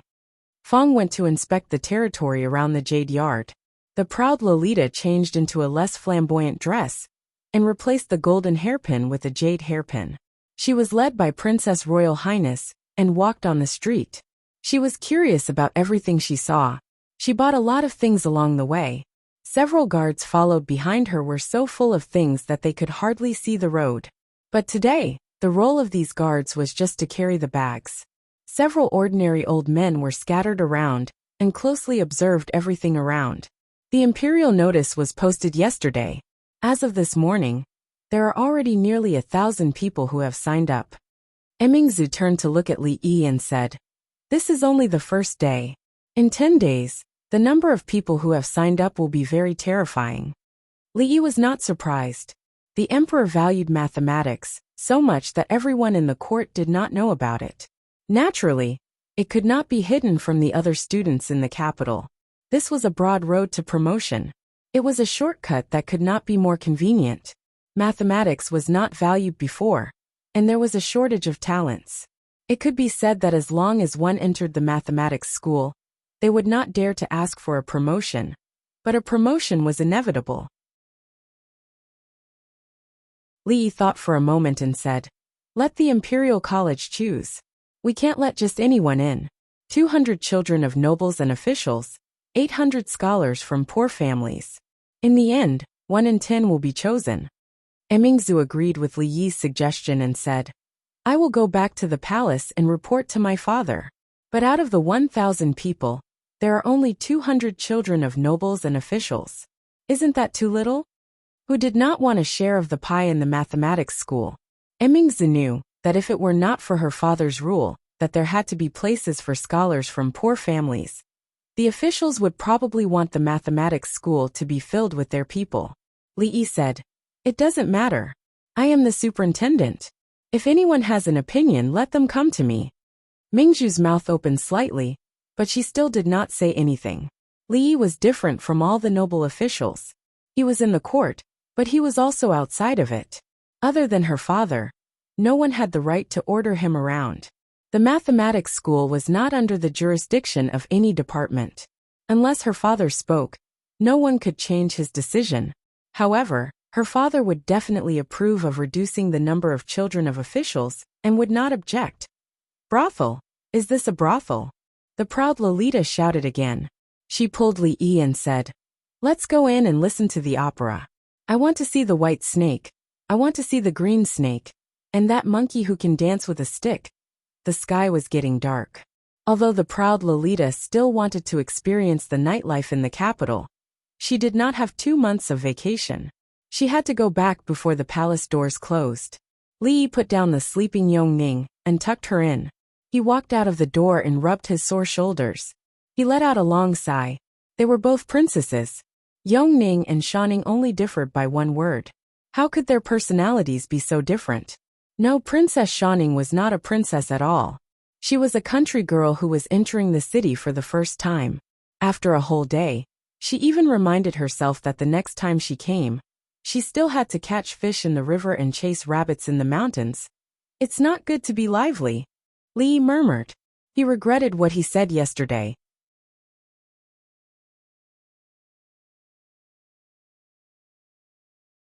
Chapter 505. Contrary to Li Yi's expectations, Xiao Huan only used 7 days to completely become one with the 2 princesses.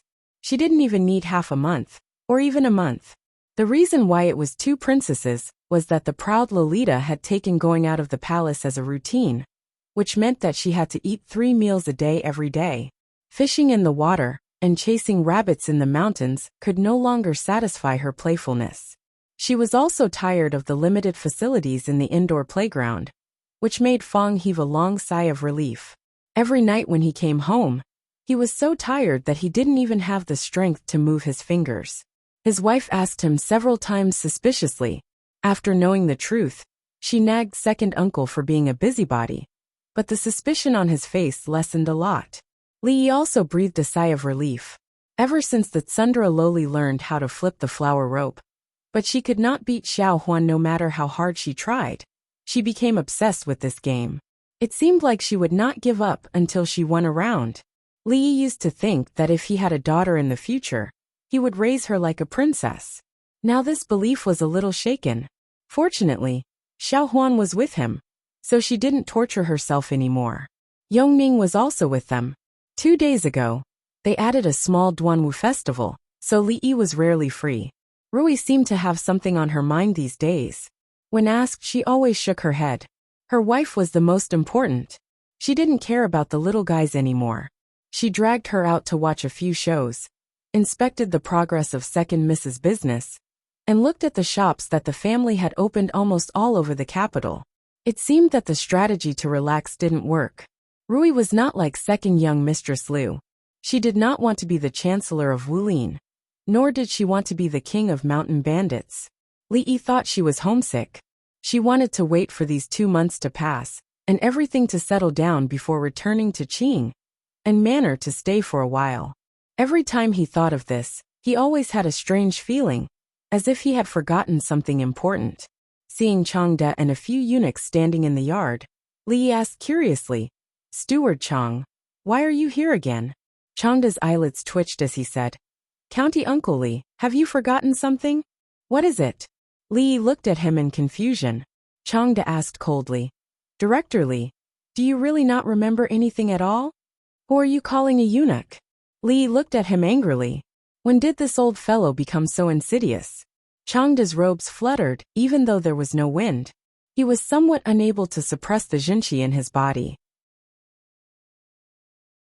After a long time, he took a deep breath and said slowly, 2 days later, the Imperial College has finished selecting the 200 children of officials and 800 students from poor families to participate in the examination. Has Uncle Li thought about the questions for the examination? Oh, so it's about this matter. Li waved his hand and said, "Just think about how important the Academy's enrollment is. How can it be decided so easily? These days I've been meditating day and night, working my heart out." "So, you already have the questions?" Changde looked at him and asked. "No." Li shook his head. "Chang, did you bring the list of 200 people?" Li sat at the table and casually asked Changde. "If you use that kind of reason to fool His Majesty again, I won't be able to protect you." Changde took out a booklet from his sleeve and placed it on the table. He looked at Li and said lightly, "His Majesty went against the majority's opinion and decided on the list of 800 scholars from poor families. It was already very difficult. There can't be any more mistakes in this matter." "How can that be?"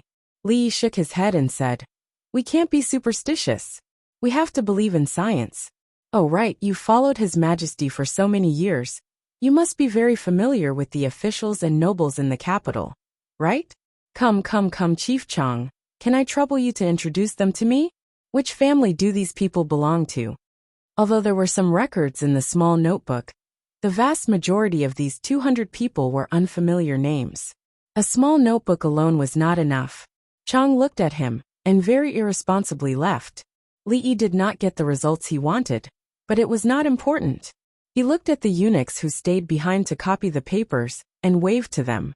"You guys, come over." Although these eunuchs were all in the palace, they were not unfamiliar with the matters of the court. They were even more familiar with the names in the booklet.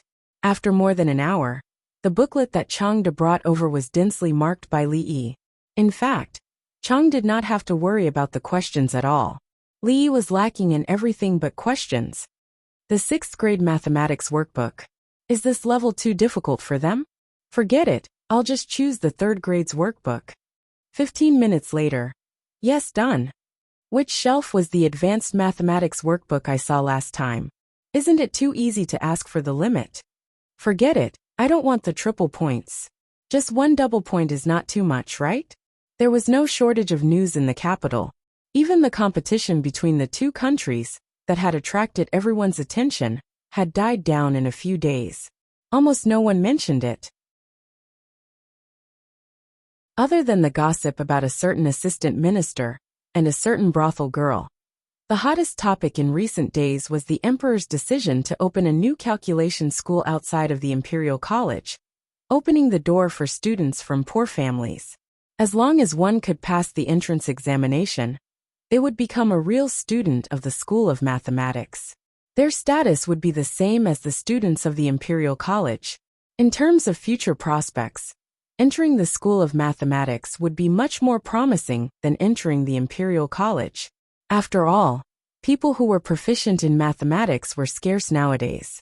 The students had studied hard for more than 10 years, all for the sake of one day being able to obtain an official position and bring honor to their ancestors. Now that there was a shortcut in front of them, how could they not be excited and infatuated? The students who had passed the first round of screening were extremely excited and actively prepared for the upcoming final examination. Those who did not pass the first round were beating their chests and stamping their feet in regret. Any scholar would more or less come into contact with mathematics. However, Everyone valued it differently. Mathematics had always been neglected, and no one was willing to waste time and effort to study it. They did not expect the government's policy to change so suddenly. Mathematics, which no one cared about, became a hot topic overnight. It really caught them off guard. Of course, the children of the officials did not have such worries. This was just a game between the nobles in the capital and the officials in the court. The so-called examination was just a formality. At least that was what they thought. Seeing Changde put a locked box in the carriage, Li Yi said, "The examination procedures and grading rules are all inside. Just let them follow it." Changde put the box away and turned to look at Li Yi. He asked, "As a supervisor, I'm afraid it's not appropriate for you not to be present for the examination, right?" Li Yi pointed at the arrogant Lolita, who was waiting impatiently not far away. He said, "It's not that I can't come, but I already promised to go fishing with Princess Shaning today. Do you want to go talk to her? Let's go." Changde simply turned around, flipped himself onto the horse, and lashed out with his whip without any hesitation.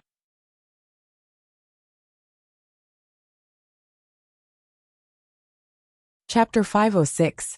Who didn't want to reach the top in a single step? There were many students who wanted to enter the mathematics school. Even if the directorate went through layers of screening, there were still a total of 1,000 people who participated in the final examination. With so many people, the examination venue naturally couldn't be the palace. However, the security of the examination venue was not inferior to that of the palace at all. Even a proper imperial examination was not as strict as this. There were 1,000 candidates, and there were 10 different sets of questions. There were 100 people in each examination venue, and each candidate would be given a different set of questions. This made the possibility of cheating extremely low. Changde had once questioned the fairness of this method to Li Yi, and the answer he received was that luck was also a form of strength. Among the 10 sets of questions, there were indeed some that were extremely difficult, but in general, the difficulty level was quite high. Changde didn't know what the difficulty level was, but he understood what Li Yi meant. If he got a difficult question under such circumstances, it could only mean that he was unlucky. It was better for unlucky people not to enter the imperial court. He just didn't know who the unlucky ones would be. However, this wasn't something he should worry about. What he needed to do was to follow Li Yi's arrangements step by step. There were still 2 hours before the official start of the examination. Many people had already gathered under the high wall outside the examination venue. Many of the examinees pointed at the red paper pasted on the high wall. "I was assigned to the 10th examination venue, number 35. Look for me, look for me. There are so many names. My eyes are getting dizzy from looking at them." The examination rules were written very clearly. Everyone had to find their examination venue and seat before the examination. Many people stuck their heads out to look at the wall. "I found it too, the 5th examination venue, number 1. It's actually number 1. I'm impressed. I'm also in the 5th examination venue, but I'm number 2. I'm only 1 number away from you." Thank you. You're actually very impressive too." Seeing the 2 young people complimenting each other, a supervisor from the Ministry of Rights walked over and glanced at the crowd. He said, "The examination venue and seat numbers are randomly assigned. What are you guys impressed about?" The 2 of them blushed after failing to show off and went elsewhere. In the same examination venue, they would probably have a lot in common in the next 2 hours. "May I ask, sir, why aren't there the 1st and 2nd examination venues?" A plainly dressed young man asked curiously. The supervisor looked at him and said, "Why isn't your name on there?" The supervisor shook his head. "I've already found it. It's in the 10th examination venue." "Then don't ask so many questions," the head of the Ministry of Rights said coldly and left. While the young man was still in a daze, someone sighed and said, "Brother, there's no need to ask just now. Isn't it obvious? The 1st and 2nd examination halls are all filled with the children of officials. It has nothing to do with us." Everyone present was from a poor family and did not have any powerful background. Therefore, they especially cherished this opportunity. They arrived at the entrance of the examination hall early. Many people in the crowd shook their heads and sighed. Every single one of those people's fathers were influential officials of the dynasty. How could they compare to them? Moreover, many of them were well aware that the majority of the spots for the academy's recruitment this time would probably be given to these people. As for them, it was still unknown how many of them would be able to enter. Since the allocation is arbitrary, why are the first two examination halls filled with the descendants of officials? A student said indignantly, "This time, I'm afraid it's their one-man show again." "That's impossible. I heard that His Majesty has won a lot of places for us poor students this time. County Uncle Lee has only given 200 places for the children of officials in today's examination. No matter how I look at it, we have more chances." The people that the students from poor families were most grateful to were His Majesty and County Supervisor Lee of the School of Mathematics. His Majesty had been very kind to the students from poor families in recent years. His various decrees and measures had given hope to many scholars from poor families. Although County Uncle Lee was about the same age as them, what he had done had earned him absolute respect from the hearts of these people. Especially this time, it was obvious that County Uncle Lee intended to support the students from poor families in the enrollment of the arithmetic college, which made people's respect for him turn into gratitude. Everyone remained silent in response to the young student's question. How could this matter be so simple?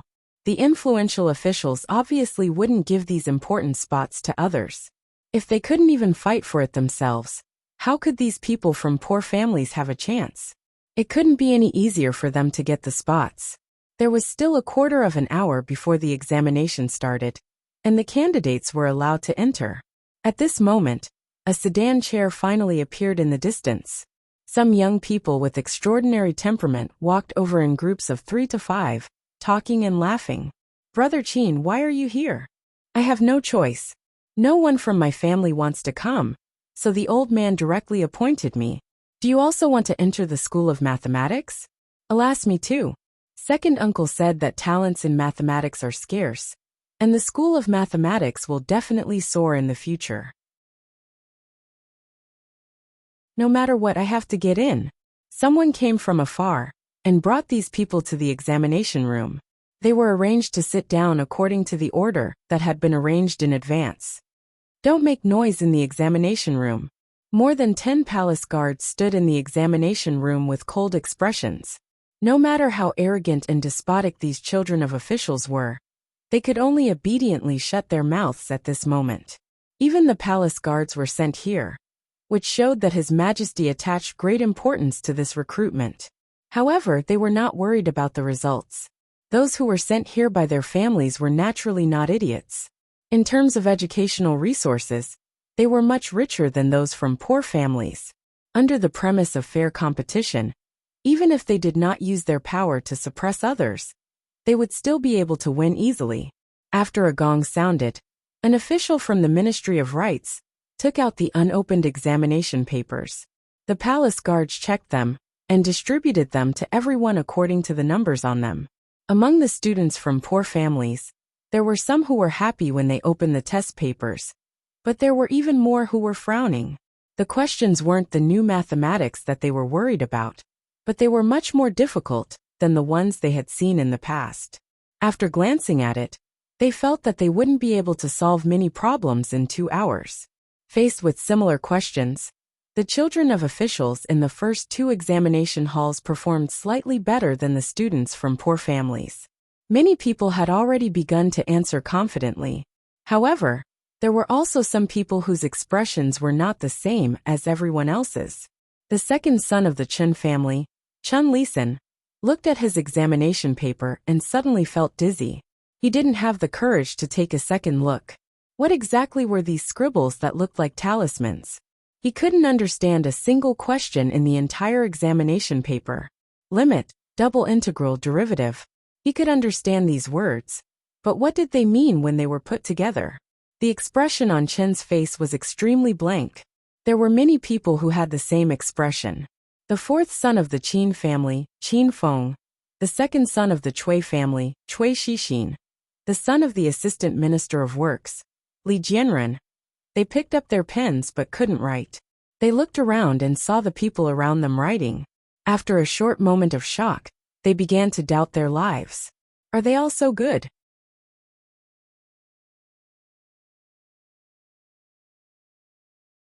Chapter 507. Chun Lisan had been holding the pen for a quarter of an hour, but he was still unable to write. He angrily put down the pen in his hand and wondered if those people had memorized the answers in advance. Even the mathematics doctors of the Imperial College might not be able to solve these questions. He was not far from Qin Feng. When he turned his head to take a look, Qin Feng was also looking at him. Chun Lisan opened his mouth, but before he could say anything, a cold voice came from beside him. Those who look left and right and whisper to each other will be treated as cheating. The palace guards in charge of maintaining the discipline of the examination hall did not care whether the other party was the son or grandson of a duke or a minister. They were under the command of the emperor and dared to reprimand even the princes. Chun Lisan's expression froze. He obediently lowered his head and glanced at the paper, and then closed his eyes. This examination was jointly organized by the Imperial College and the Ministry of Rites. The minister of the Ministry of Rites attached great importance to this. He looked at Changde with a slightly serious expression and said, "Supervisor Chang, in order to prevent cheating, should we send more people to patrol the examination hall?" The examination this time was completely different from the imperial examinations. There were more than 100 students in each examination hall, and they were seated next to each other. The distance was not far, and it was easy to see each other. His Majesty attached great importance to this examination. If there was any cheating, he would have to bear the responsibility. Cheating? Changde calmly sat on the main seat and said, "That's impossible. They will never cheat in County Uncle Lee's mathematics examination in their lifetime." Changde's words were very certain. The minister of the Ministry of Rites was still suspicious, but he also thought of something else. Logically speaking, County Uncle Lee, as the college supervisor, had to participate in the academy's entrance examination. But today, he had not seen County Uncle Lee at all. Could it be that there was something more important to him today? Compared to the minister of the Ministry of Rites, the mathematics doctors of the Imperial College were quite relaxed. They were drinking tea and chatting in a side hall. The mathematics department of the Imperial College had temporarily merged with the mathematics department. They would be teachers of the mathematics department in the future, although they would still have to learn mathematics from County Uncle Lee for a period of time. They would not have to go through the examinations like the people outside. I wonder how difficult their exam questions are. A mathematics PhD said curiously. County Uncle Lee's questions had always been unique. If the questions this time were the same as the last exam for the Imperial College's mathematics students, then the school would not be able to fill the quota of 100 students. Another doctor walked to the side and said, "There are still a few test questions here." The exam questions were strictly confidential. Before the exam began, only Li Xianbo knew about it. The Imperial College doctor distributed several copies of the exam questions and took one for himself. Lord Li's question this time is quite standard. Although it's easier than last time, it won't be easy to answer all of them correctly. This time, it's only for the academy's enrollment. Naturally, there won't be any strange questions. Lord Li also knows his limits. Looking at his colleagues speaking with fervor and assurance, the other mathematics doctor in the corner looked a little stunned. What are they talking about? I don't understand them at all. The question was very simple. Could it be that he had gotten a fake test? "Sir Han," he said to a colleague beside him. That person turned around and asked, "Sir Wu, what's the matter?" "Let me have a look at your test paper," Yi Zichen said. These 2 hours were the shortest 2 hours in many people's lives, but also the longest 2 hours in some people's lives. "Sigh. Give me another hour, no, just a quarter of an hour, and I'll be able to solve that question," a shabbily dressed young man said with a regretful expression. His colleague patted his shoulder and said, 2 hours is a little short. I also haven't solved one question, but don't worry, most people should be the same as us." The two of them encouraged each other, and immediately felt a sense of appreciation for each other. That was close. I only solved the last question a quarter of an hour before the gong sounded. I only checked it briefly. Another young man walked out with a face full of lingering fear. When he saw the two of them, he asked, "Brother Zheng, Brother Wang, how are you guys?" "Hey, Brother Zheng, Brother Wang, don't go." Everyone who came out of the examination room had different expressions. Some were happy, some were disappointed, and some were confused. Although they only needed to go home and wait for the name list to be posted tomorrow, no one left. They checked their answers with people they knew. It didn't take long for them to discover something very surprising. That's not right. Why didn't I get this question? Are our test papers different? I didn't get any of the questions you two mentioned just now. Mine is the same as this brother's. I understand. Although the questions are different, the solutions are actually similar. If you know one, you will definitely know the other. There's no need to argue. The person who set the questions must have done this on purpose to avoid cheating. After understanding this, everyone began to look for their own groups. Not long after, small groups appeared outside the examination room. At this moment, people walked out of the two examination rooms in the front. Many of the people who walked out first had dispirited expressions on their faces. Sitting there bored for 2 hours was also very unbearable. These 2 hours to them were longer than a day. That limit. Just as Chun Lisan opened his mouth, Qin Feng shook his head and said, "Don't talk about it. I don't understand it. That score. Never heard of it either." A few people gathered together and received the same answer. Not a single question was changed. The test papers were numbered. They didn't even need to write their names. The test papers were handed in the same way as they were handed out. I don't believe that they can answer all of them. Li Jianren slapped his thigh and stopped a person. "Ma Jie, how many questions did you solve?" He was from a family of generals, while Scumbag Li's father was a civil official. The two of them usually didn't have much interaction.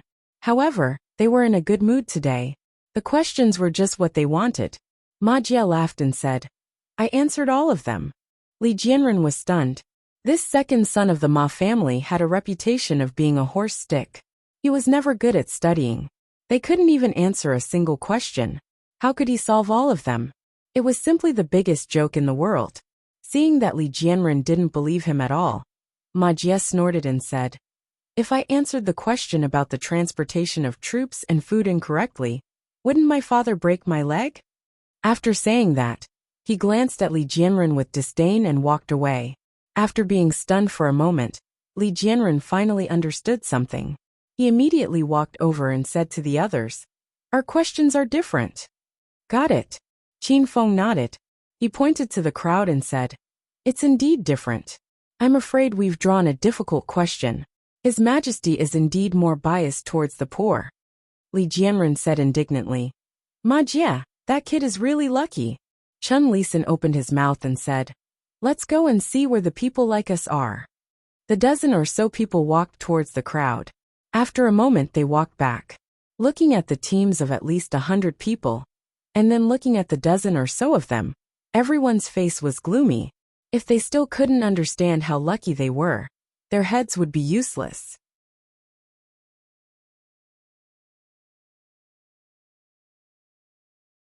Chapter 508. Who can answer this? In the side hall, the mathematics professors of the Imperial College looked at each other with a test paper in their hands. County Uncle Li's attainments in mathematics were something that they could only look up to. He was also the supervisor of the College of Mathematics.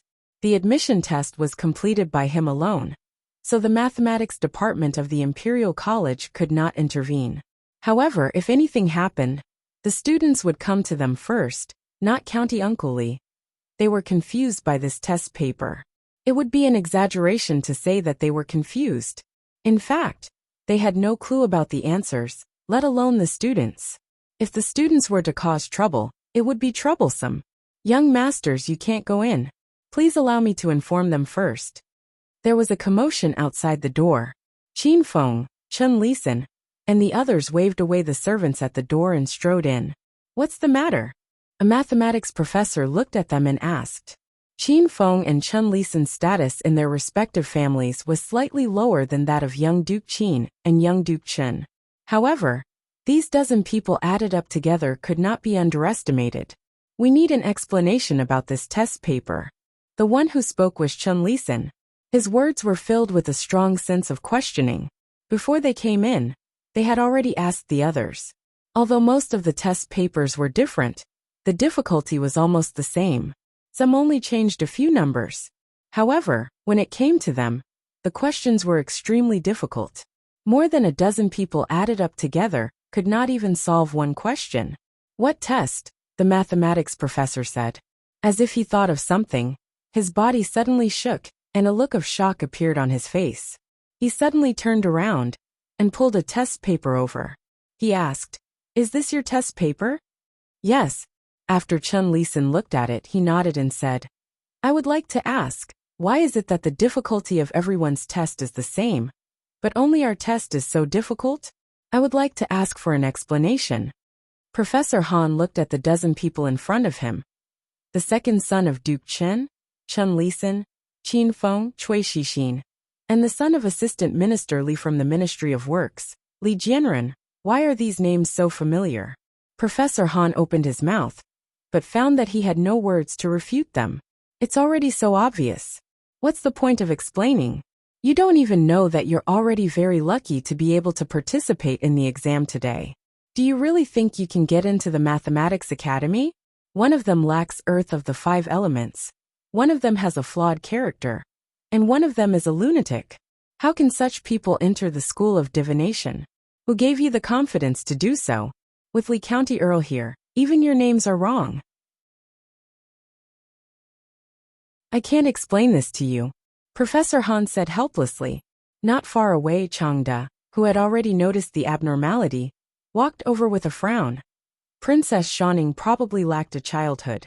She could even yell and scream when she was fishing, let alone when she saw the slide and the rocking car for the first time. Her eyes lit up. Unfortunately, her luck didn't seem to be good. It had already been 2 hours, and even Yong Ning had caught a fish half the length of a finger with her small fishing rod. The arrogant Lolita still hadn't caught anything. If you're done playing, go back. Li walked out of a simple pergola and handed her a piece of iced watermelon. Although the weather wasn't hot, and there was a small shelter above her head to shade her from the sun, her hair was still a little wet after sitting outside for 2 hours. The arrogant Lolita handed the fishing rod to Li Yi and held the watermelon in her hands. She said in a muffled voice, "I want to change places. The feng shui here isn't good. I can't catch fish." Li Yi lifted the fishing rod and looked at her, saying, "If you still insist on fishing with Tong Halu, unless Manager Chong jumps down and personally hangs one for you, it's useless to change to another one." He propped the fishing rod on the ground and looked at Changde, who was walking over. "Is the exam over?" "It's over." Changde nodded his head and said, "The Directorate of Directorates will read through all the exam papers according to your answers before tomorrow and select the top 100. The mathematics exam papers were different from the imperial examination papers. If they were right, they were right. If they were wrong, they were wrong. It was easy to grade them. Thus, the emperor had ordered them to finish reading them within half a day, and to have results the next day. Changde thought for a moment and said, "If you do this, you will offend many people." Li Yi didn't seem to care at all. "If I don't do this, I won't offend them?" Changde thought about it. Li Yi had already offended the king of Shu, the Qin family, and the Chen family. So he was destined to stand on the opposite side of some people in the imperial court, no matter what he did or didn't do. He suddenly didn't know what to say. After a long time he said, "The emperor said that you will settle the matters in the imperial court tomorrow yourself." "What else?" "Before the morning court, I will eat with the emperor in the imperial garden." After saying this, Changde left. The proud Lolita used Yongning's fishing rod, and finally caught the first fish in her life. She was so excited that she jumped up and down. Li suddenly thought of something important, and waved at Changde, who had already mounted the horse. "What else is there?" Changde stopped the horse in time and looked at him and asked. Li hesitated and said, "That." Remember to tell the imperial chef not to cook the white fungus and lotus seed soup tomorrow. Won't the emperor get tired of drinking it every day? That's all you want to say. Changda's expression didn't look very good. Of course not. Li Yi shook his head and said, also, you must remind them not to put coriander in the soup. Swish. Changda whipped the horse. It let out a long neigh in pain, and quickly disappeared from Li Yi's sight. How is Yongning's condition? Emperor Jing's complexion was good. At least his mood didn't seem to be that bad. He asked about Princess Yongning. Princess Yongning's heart has been closed for too long. These days, I have tried my best to let her come into contact with the outside world. It has been quite effective. I think she should be able to recover in 2 months. Under the premise of treating the disease, fishing, watching the play, and chasing rabbits were all legitimate reasons. Has Shaning caused you trouble these days? Emperor Jing had already drunk the second bowl of porridge and suddenly asked. Li Yi shook his head and said against his will, no, Princess Shaning is naive and lively. She still has a childish heart, and is just a little playful. She didn't cause me any trouble. Only a fool would complain about his daughter in front of the old emperor. If the empress were to find out about this, it would really cause trouble for her. Emperor Jing looked up at him and said, you have caused me a lot of trouble. Don't talk while eating, and don't talk while sleeping. You have to concentrate on eating. Although Lao Chang is ugly, he is quite reliable. As expected, there is no coriander in the porridge today. The cook of the catering bureau is worthy of praise. When I leave later, I will take 2 cucumbers as a reward. When he received a lot of memorials to impeach Li Yi, Emperor Jing understood what Changda meant that day. It was not rare for the officials to fight openly and covertly. Emperor Jing had seen this before. But this was the first time he had seen it so simply, directly, and so brazenly. Li Yi was still the same Li Yi. No matter what he did, he would always be unexpected. He casually created such a big trouble for himself. I want to see if you can continue to be like this in court. Emperor Jing glanced at him, stood up and said, prepare to go to court. He intended to let Li Yi feel what it was like to face the censure of so many officials alone. He hoped that this time, he could wear off some of his edge. No loyalty. Li Yi put down his chopsticks and sighed. Wasn't it what the old emperor had been doing to weaken the power of Prime Minister Qin? Now, even among the people who would hold important positions in the academy in the future, Prime Minister Qin could not even get a hair. He was obviously happy in his heart, but now he blamed himself. Was there such a reason in the world?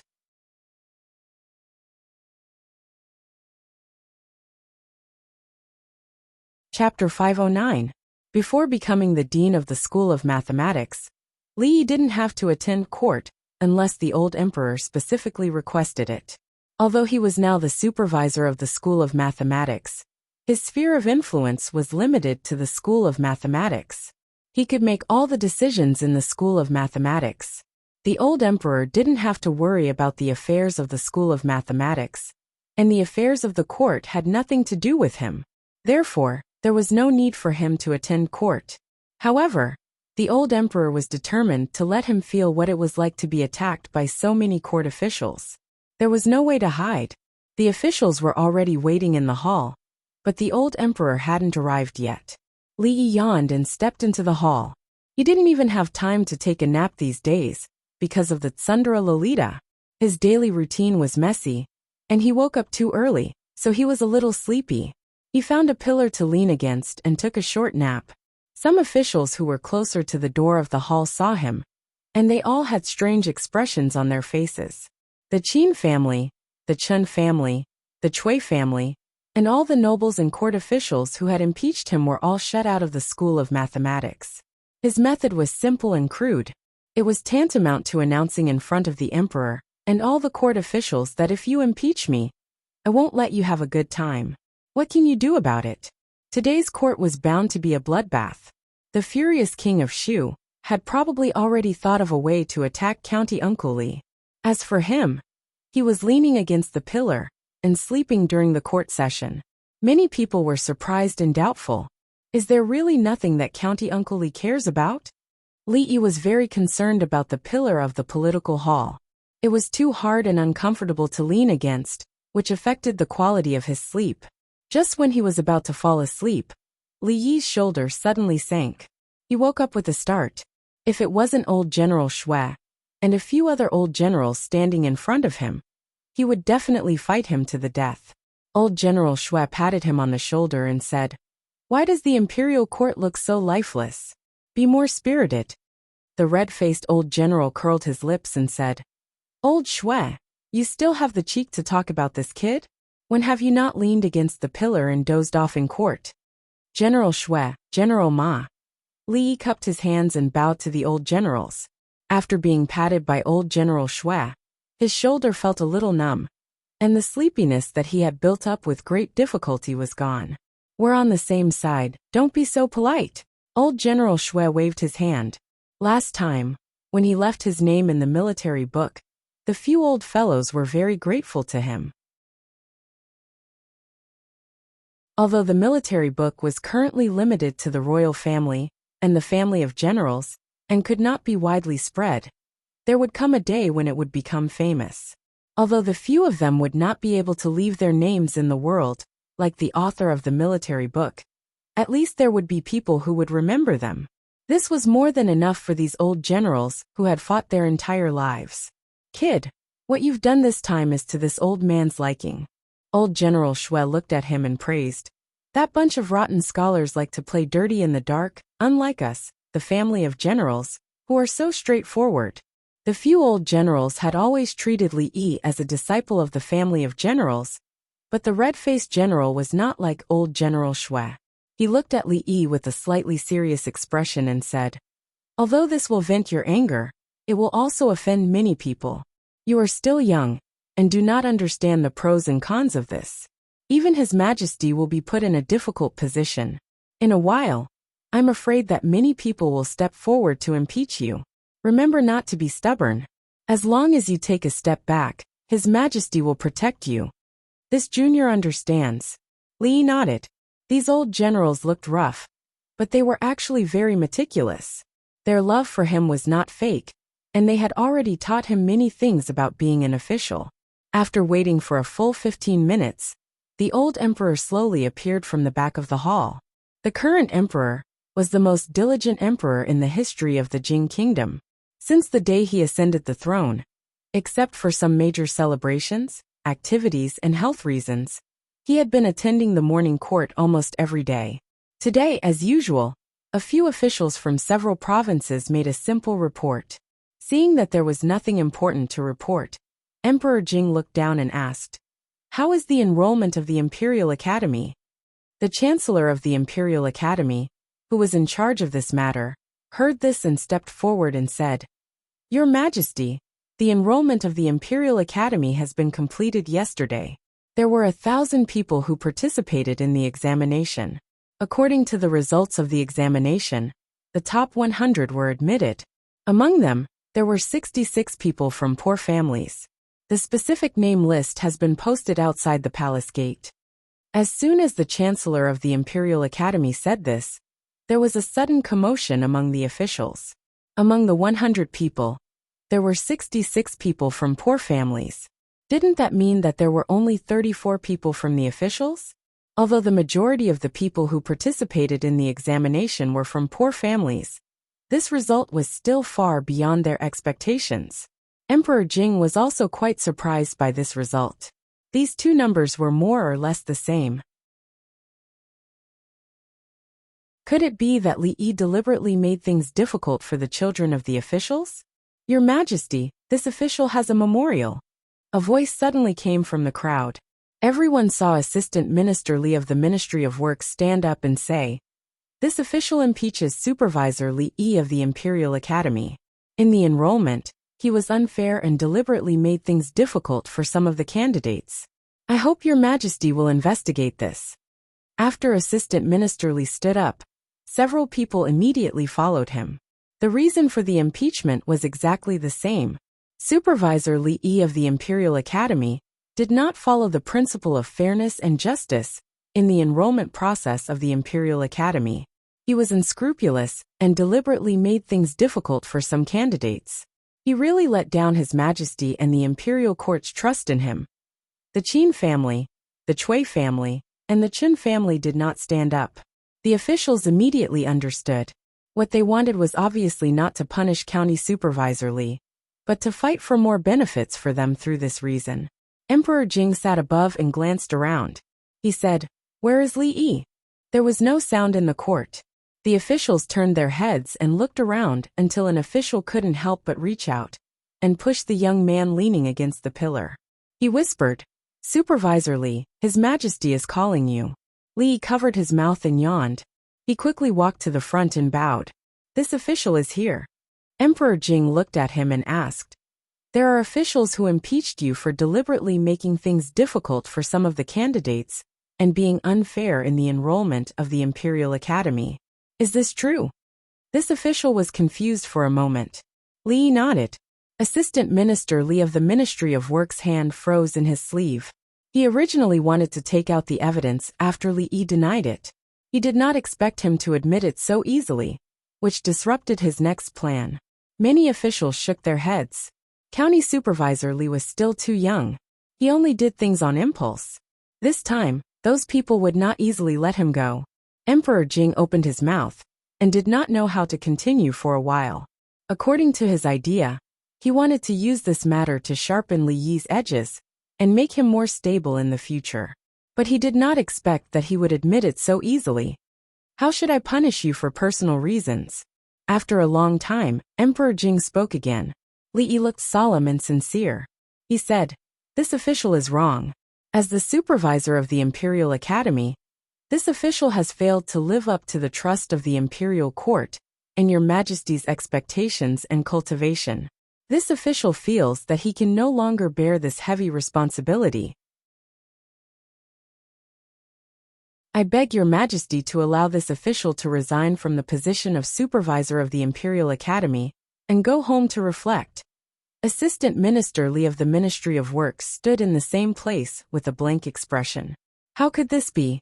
Things should not develop like this.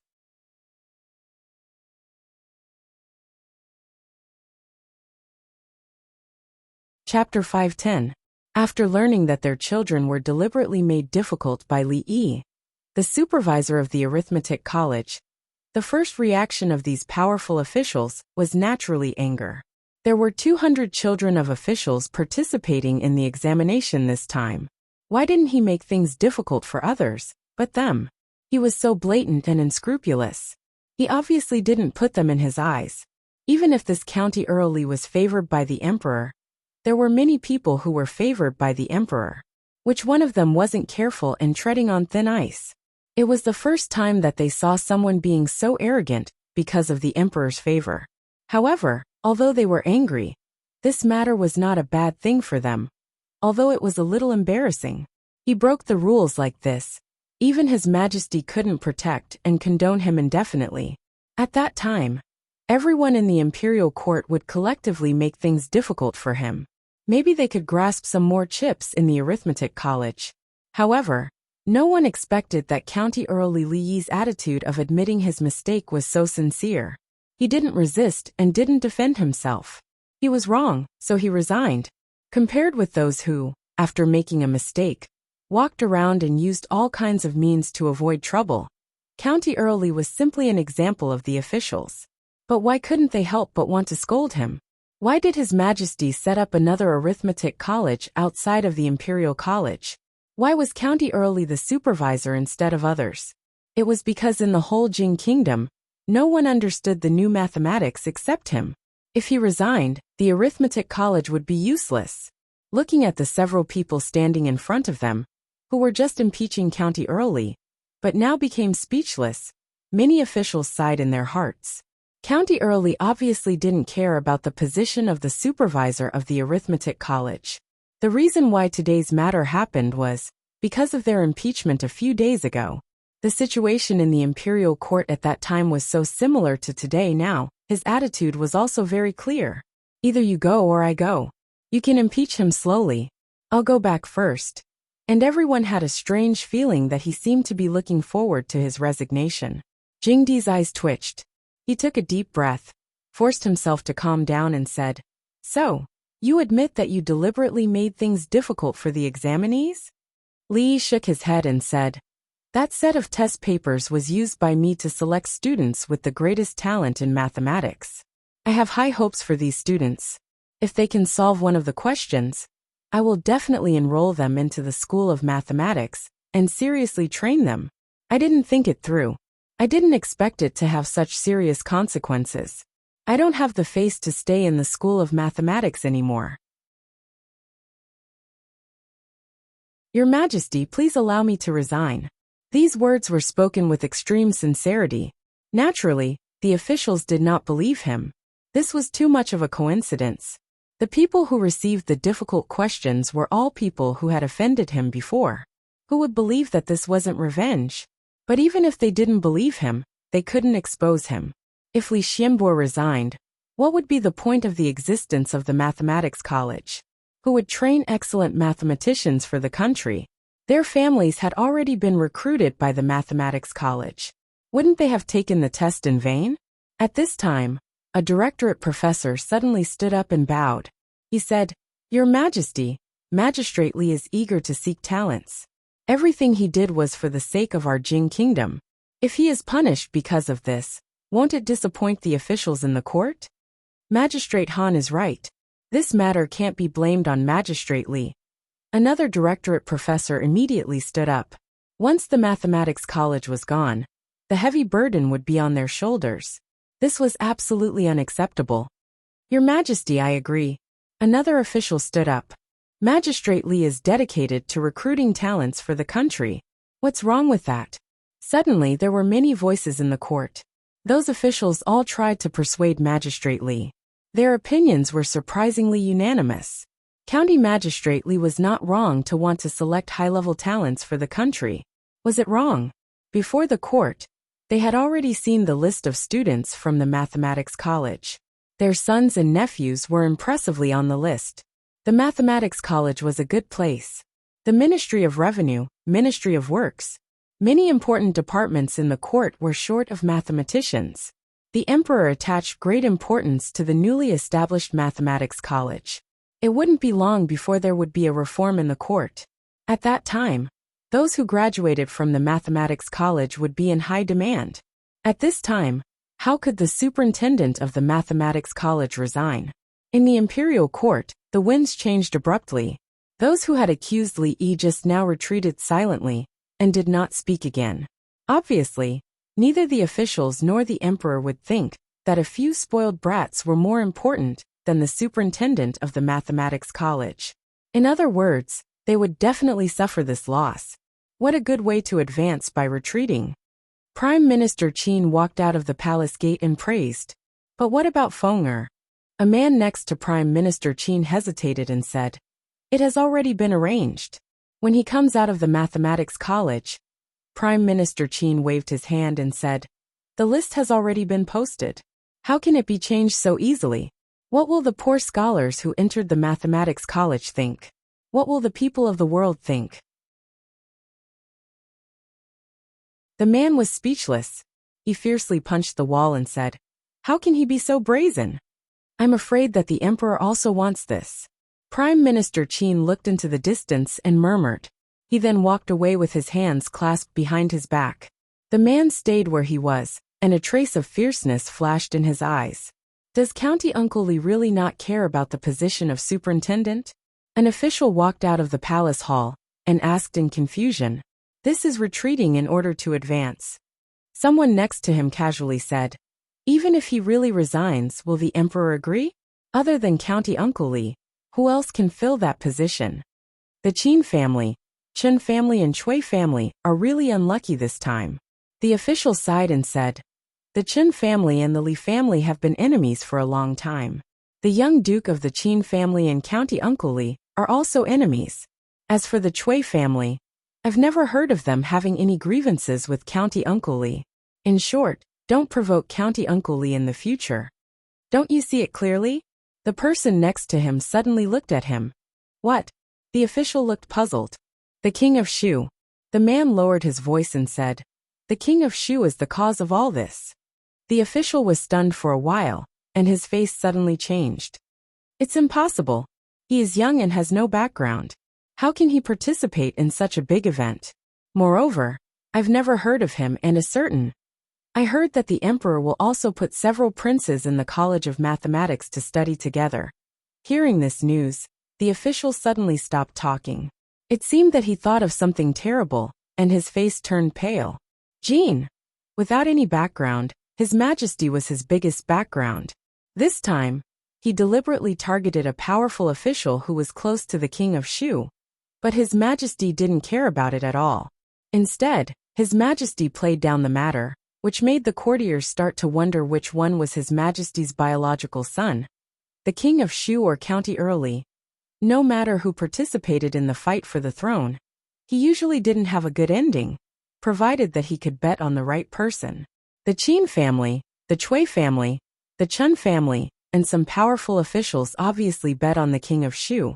As for County Uncle Li, who was extremely favored by the emperor, it was very scary to think about it. Before this, the officials almost fought with each other to get a place in the College of Mathematics, which showed its importance. However, for some unspeakable reason, County Uncle Li, as the supervisor of the College of Mathematics, excluded all the people who were related to the King of Shu from the College of Mathematics. One of the officials suddenly realized that he seemed to have discovered something extraordinary.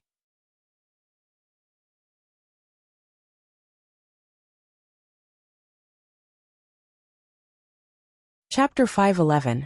An assistant minister from the Ministry of Works walked out of the palace in a daze. He felt as if his soul was about to leave his body. He had made thorough preparations. There shouldn't have been any mistakes. However, just now when he took the first step, things started to go out of his control. In fact, during this period of time, they had used many methods, both openly and secretly. But in the end, the King of Shu was no longer the King of Shu. County Magistrate Li was still the same, but County Magistrate Li had become County Magistrate Li. This fact really made people feel helpless. Officially, what should we do? A colleague beside him asked in a daze. The assistant minister didn't answer. He was just an errand boy. How could he know what to do next? Go to Qin's mansion. After a long time, he gritted his teeth and said, they didn't have the right to speak on this matter. They didn't get a place in the College of Mathematics. Prime Minister Qin wouldn't let this happen. The King of Shu's faction always listened to Prime Minister Qin's words. He was not the only one who was anxious at this moment. Some people were dejected, while others were proud of their success. Although most of the 100 students in the College of Mathematics were from poor families, they were still lacking compared to the families of officials. Even if they graduated from the College of Mathematics in the future, their development in official career would not be comparable to that of the children of officials. Isn't it just that your third son has entered the College of Mathematics? Why are you so happy? If I remember correctly, your second son is in the Imperial College, right? I didn't see you so happy when he was accepted as a disciple by great scholar Chen. An official couldn't help but say this when he saw his colleague beside him was so happy that he even hummed a tune. It's different, it's different. The official shook his head and said, The Imperial College has already declined. You will know how good the College of Mathematics is in the future. As an official of the Ministry of Revenue, he was fortunate enough to know more things. The path that the first batch of students of the College of Mathematics had to take was not something that could be replicated by future students. If they missed this opportunity, they might not have such a chance in the future. After saying this, he glanced at the person beside him. Seeing that the person was looking behind him without saying a word, he turned around in confusion. The Chancellor of the Imperial College, several officials, and professors were standing there, looking at him coldly. Li Yi was the last to walk out of the hall. He patted the dirt off his buttocks and looked back at the hall. He cursed in his heart before striding out of the palace. Resign? What a good plan. I'm afraid he can't wait for me to dismiss him. Emperor Jing said angrily. Other officials share the burden of the emperor, but he did such a thing only a few days after he beat the King of Shu. How can I have such an official? Changde watched from afar without saying a word. If it had been someone else who had done these two things, their head would have been somewhere else. However, His Majesty had only said a few words to vent his anger. In fact, His Majesty would have beheaded anyone but Li Yi. Because of the King of Shu, there had been a force in the court that even His Majesty could not ignore. This was something that no emperor wanted to see. However, His Majesty was the Son of Heaven. His every move was watched by countless people. In many cases, he could only choose to deal with it gently. However, County Uncle Li was different. He did not want money or power. He did not even want to be an official. If he wanted to do something, he would be straightforward and fearless. Resigning was what he wanted, and he did not care about losing his salary. Not only that, but his role was irreplaceable. Today in the court, even without His Majesty's words, countless officials interceded for him. Among the officials who could do this, which emperor would be willing to punish an official who could always accurately guess the emperor's intention and share the burden of the emperor? If he had not abducted His Majesty's 3 favorite princesses these days, His Majesty would not have kicked him on his buttocks just now. Not to mention that he did not get a reward for doing a good deed. He was kicked for no reason. After walking out of the main hall, Li Yi felt a little uncomfortable. He did not let those people enter the college because he did not want to cultivate talents for the King of Shu. The old emperor did not want a certain group to continue to grow. Everyone had the same goal, so they should help each other and work together. Those who got benefits and burned the bridge after crossing the river were all bastards. A figure suddenly jumped out from a corner and tugged at his sleeve, saying, "Let's continue shopping and listening to the opera today. I finished reading the comic strips last time, and I want to buy some new ones. Also, I want the windmill that can spin in Yongning." Father Emperor asked the craftsman in the Ministry of Works to make it. "But compared to the ugly one in your house, I want." Well, after the old tormented him, the young tormented him. Princess Shaning was even worse. The double torture of body and mind made Li Yi feel that his life was dark. The arrogant Lolita wanted to go out of the palace, but she could not do it alone. She must be accompanied by Princess Royal. "You have offended too many people this time. Be careful in the future, and bring more guards with you when you go out." Li Yi turned to look at her and asked, "Is assassination also popular in the capital?" "It's never wrong to be careful," Emingzi said. "You have never been in officialdom, so you don't know that they will do anything for their own interests. If they used other dirty tricks, Li Yi might not know how to deal with them. But he did not have to worry about assassination at all. Outsiders with unknown identities could not even get within 10 feet of the Count's mansion. If one came, one would die. If 2 came, 2 would die. When he went out, there was no lack of masters in the palace. He was not afraid even if a grandmaster came. So why should he worry about his safety? "You are going to hold the Heroes' Assembly in the capital?" Princess Royal Highness's thoughts jumped a lot today. Li Yi was a little puzzled, but he still nodded and said, "There is still 1.5 months left. You want to participate too?" Li Yi looked at her. If she really had this idea, he had to persuade her to give it up as soon as possible. The leader of the alliance was decided internally. For this reason, Mississippi Lu had even invited her second granduncle. As for the others, they just needed to participate and not think too much. "How old is your second daughter?" Princess Royal Highness looked into the distance and asked inexplicably, "How old?" Unexpectedly, Princess Royal Highness's thoughts jumped again. Li Yi was stunned for a moment. He really did not know. The key was that he had no concept of this before. But when she taught him how to ride a horse last time, he vaguely felt that it should be B or C. "Why do you ask this?" Li Yi was a little vigilant. It could not be. No wonder Princess Royal Highness had not married yet. It turned out that she liked Mississippi Lu. Princess Royal Highness looked at him and said, "Why can't you tell me her age?" "So you are talking about age." Li Yi was relieved and said, "Just over 17. He was a little surprised after he said that. What were the 17-year-old girls doing in the future? Each and every one of them was a delicate young girl. They should still be in high school. Looking at Mississippi Lu, when she was 17, she was already competing with countless masters for the leader of the martial arts world. 17 years old. "Didn't you arrange a marriage for her?" Emingzi looked at him and asked. "Marriage? No." Li Yi shook his head. Who would dare to interfere in this matter? Did they want to die? Besides, Mississippi Lou was only 17 years old. She was still a child in the future. If anyone dared to propose marriage, they would break their legs first. However, why would Princess Royal Highness suddenly ask this question? It was really abnormal. Could it be that she really had some improper thoughts about Mississippi Lou? Some images appeared in Li Yi's mind, and his face turned red. Too embarrassing.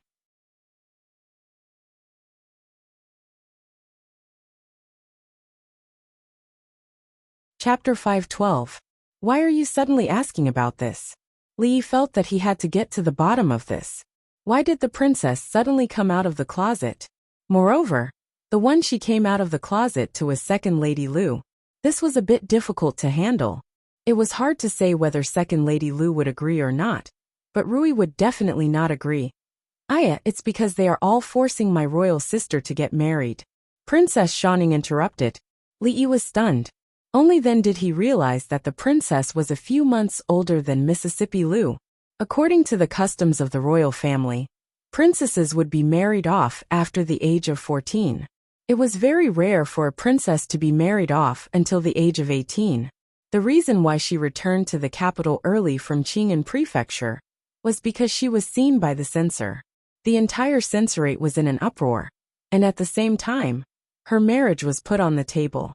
However, when Li Yi came to the capital, the matter had already been suppressed. It seemed that it was being brought up again now. What's so troublesome about it? Li Yi looked at her and said, who hasn't been forced to get married before? It's not a big deal. Thinking back to the time when he had to deal with his mother who was forcing him to get married, he had used all sorts of methods. Compared to his mother who was professional in forcing him to get married, the censor was nothing. You have a way. Emingzi looked at him, her eyes shining. How difficult can it be? Li Yi waved his hand and said, become a monk or come out of the closet. You can choose one. Come out of the closet? Her Royal Highness knew what it meant to become a monk, but she didn't quite understand the last word that Li Yi said. Li Yi shook his head and said, don't look at me. Even if I agree, Rui will not agree. You can't beat her. Seeing that she was still looking at him, Li Yi was stunned. His expression became even more vigilant and he immediately added, I can't either. I have a family. Besides, people of the same surname cannot marry. Your idea is very dangerous. What is coming out of the closet? Her Royal Highness continued to ask. Forget it. Just pretend I didn't say anything. Li Yi waved his hand and said, become a monk, understand? His Majesty is ill. As the eldest princess, shouldn't you pray for His Majesty? Eat vegetarian and pray to Buddha, do good every day. No, your Li family believes in Buddhism, so you should sincerely cultivate Taoism and do good deeds. As long as His Majesty's health is not good, you should not return to secular life. Li Yi looked at her and said, I promise that in this way, those censors will not dare to say anything. The entire court, including His Majesty, will not say anything. In order to pray for His Majesty, Her Royal Highness was willing to become a nun with her noble status. How filial was this? The imperial censors could not wait to praise her. If anyone dared to speak carelessly and cause trouble, the old emperor would not even need to do anything. The spit of the people in the world would drown them to death. The princess looked at him with a slightly hesitant expression. Li Yi continued. Of course it's easy to become a nun, but it's hard to return to secular life. If you don't like this method, it's okay. We have a plan B. His Majesty is ill and powerful enemies are eyeing him covetously. The country is suffering from internal and external troubles. As the eldest princess of the country, she worries about His Majesty and the affairs of the country. As she worries more and more, she becomes ill and becomes intermittent hysteria. When she is ill, she likes to draw her sword and cut people. She won't stop until she sees blood. In this way, no one will dare to marry you. Li Yi was very experienced in this matter. All the civil and military officials in the court knew that Uncle Li suffered from intermittent hysteria. He would go crazy when he was stimulated. Her Royal Highness was so close to him that it was normal for her to get this disease accidentally. Don't worry that no one will believe it. I'm familiar with the Imperial Physician Bureau. It's very easy to make a certificate. You've already used this method. Emingzu looked at him and said, It's because I've used it before that it works. Seeing that she didn't seem to like this method, Li Yi thought for a while and said, If you don't like the first two methods, you can only use Plan C. Which censor is the most troublesome? Hire some assassins to kill him. Li Yi looked at her and gently scratched his neck with one hand. He said, What do you think? Simple and violent. Once and for all. Are you very tempted? These are the methods. You decide which one to use. When the princess was thinking, Li Yi reminded her. Anyway, everything should be done as soon as possible. It will be too late when His Majesty makes a decision. No matter how much the old emperor doted on her, he couldn't keep her in the palace forever. There was no doubt about this. There was no custom for princesses to marry outside the Jing kingdom.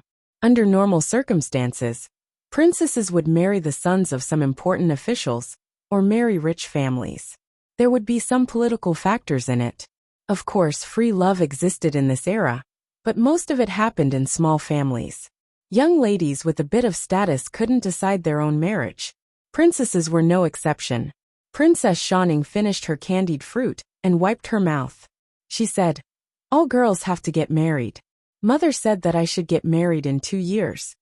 Li Yi was stunned and almost fell down the stairs. How old was the Tsundere Lolita? She wasn't even 11 yet. Even if she was 11, she would only be 13 in 2 years. She had to get married and have children at the age of 13? Damn it, this was too much of a beast. Ahem, actually, it's not good to get married too early. Li Yi coughed softly. He felt that it was time to teach them some knowledge that girls should know. Giving birth too early will cause irreversible damage to a woman's body. At the age of 14 or 15, she is still a child. Her body hasn't matured yet. Dystocia is common. It's not uncommon to have 2 lives. If you don't believe me, you can ask any midwife. In this era, giving birth was tantamount to a parting of life and death. The question of whether to save the mother or the child was not a joke. Speaking of giving birth, the Tsundere Lolita was still a little shy. However, after listening to Li Yi, her shyness quickly turned into fear. Her little face turned pale. She didn't know that giving birth was so scary. She decided to go back and persuade her mother to listen to her husband. She didn't want to get married in 2 years. Actually, within the royal family, in order to strengthen ties, they often conduct marriages between cousins. Li Yi looked at Her Royal Highness and said, Have you noticed that the descendants of these marriages between cousins are often stupid and disabled? Li Emingzu thought about it and showed some surprise on her face. She asked, Why? This involves the problem of genes and inheritance. Li Yi found that he had said a little too much today. If he continued, he was afraid that the old emperor would ask him to build a biology school again. Li Yi looked at her and said, Let me give you a simple example. Do you know that there are people in this world who don't distinguish between red and green? Note, not distinguishing between red and green doesn't mean that they don't recognize red and green. This is a misunderstanding that many people have about red and green color blindness. From an author who has been professionally colorblind for 20 years. Li Emingzu nodded and said, It's not a secret in the capital that Prince Chung and Princess Chung don't distinguish between red and green. Since she knew that there was such a thing, then the problem of inheritance was easily explained. For the time being, we will call the disease of not distinguishing between red and green color blindness. If Prince Chung and Princess Chung both have color blindness, then the children of the two, regardless of gender, will definitely have color blindness. This is inherited. Li Yi used the most simple language to explain to her. Only by explaining this matter clearly could he explain the problem of the royal family is full of idiots. Li Emingzu looked at him in surprise and said, But the young princess does not have color blindness. Li Yi's expression froze.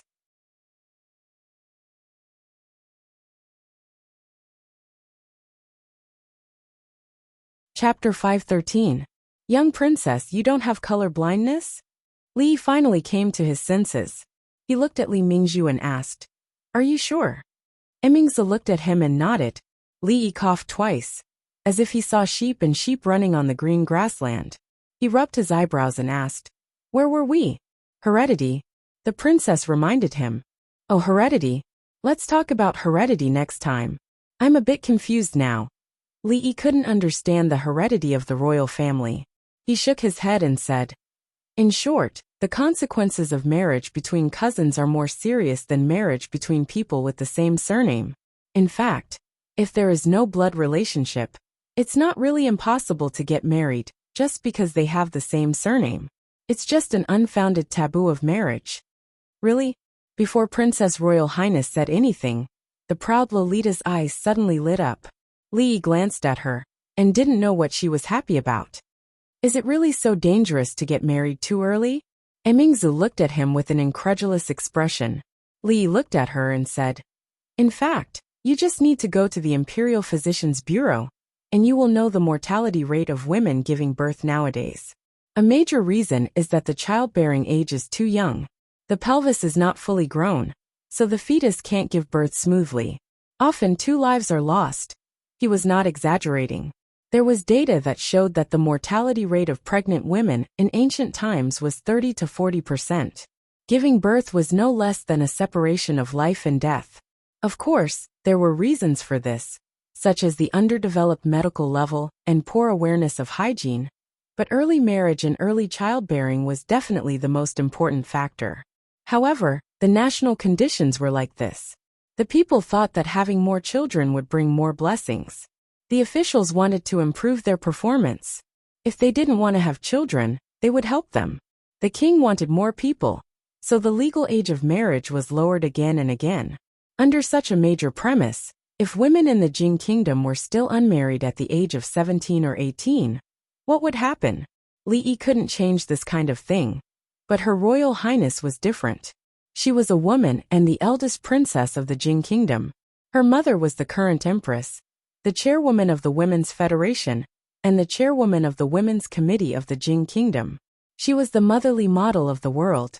It was their responsibility to seek for the welfare of women. That's right, his underwear store was about to open. Should he send a few pieces to the palace to set the trend? "I'm going to the Imperial Physician's Bureau now." Li Yi's words made her extremely frightened, so she stopped and said, "Ah, I'm not leaving the palace." The proud Lolita had a disappointed look on her face, but she knew that her royal sister had something important to do, so she said with a bitter face, "Let's wait until tomorrow." Emingzu said. Then she turned around and hurriedly walked towards the direction of the Imperial Physician's Bureau. Watching Her Royal Highness leave, Li Yi was about to go home when the Tsundere Lolita grabbed his sleeve. "I can't take you out of the palace," Li Yi said helplessly. Abducting the princess of a kingdom was a serious crime. Without the approval of the old emperor, the imperial guards at the entrance of the palace had the power to execute him on the spot. I want to ask you a question." The Tsundere Lolita looked down at her toes and said with a red face. "And go ahead." She didn't even call him Mr. It seemed that her question wouldn't be easy to answer. "Did you just say that people with the same surname can get married?" The Tsundere Lolita said in a low voice. "Same sex. It should be possible." Li thought for a while, then nodded and said, "Liking men or liking women was a person's freedom, and others had no right to interfere." As a young man with advanced thinking, Li wasn't gay, and he didn't care if others were gay or not. Then can I marry you in the future?" The Tsundere Lolita suddenly raised her head and looked at Li Yi with her eyes wide open. Since she was going to get married in the future, why not marry Mr.? If she married Mr., she would have endless delicious food to eat and fun to play. She could go shopping and listen to plays. She could see all kinds of strange things. Being by Mr.'s side would be much more fun than being in the palace. She had never thought about this before. Just now she seriously thought about it. Marrying Mr. should be the happiest thing in this world, right? What? At that moment, Li Yi felt like he was struck by lightning. He felt a little confused. What did the Tsundere Lolita just say? Marry me? Are all the girls in the palace so mature? What a joke. Although he was a beast. Bah! No matter how much of a beast he was, he wouldn't have such thoughts about an 11-year-old girl. Besides, if this was known by the old emperor, he could only go to the palace as soon as possible. If he was a little slower, he would have to go to the market to find him. No matter what the reason was, he couldn't agree to it. He straightened his body, looked at her, and sternly said, "No." That Tsundra Lolita was stunned on the spot. The look of anticipation on her small face quickly dimmed. Her eyes were covered with a layer of mist, and her small mouth was pouting. Li Yi walked out of the palace gate dejectedly. That Tsundra Lolita's sudden action had caught him off guard. Thinking of her sad appearance as she left, he actually felt that he had become a heartless man. God, what did he do? He clearly didn't do anything.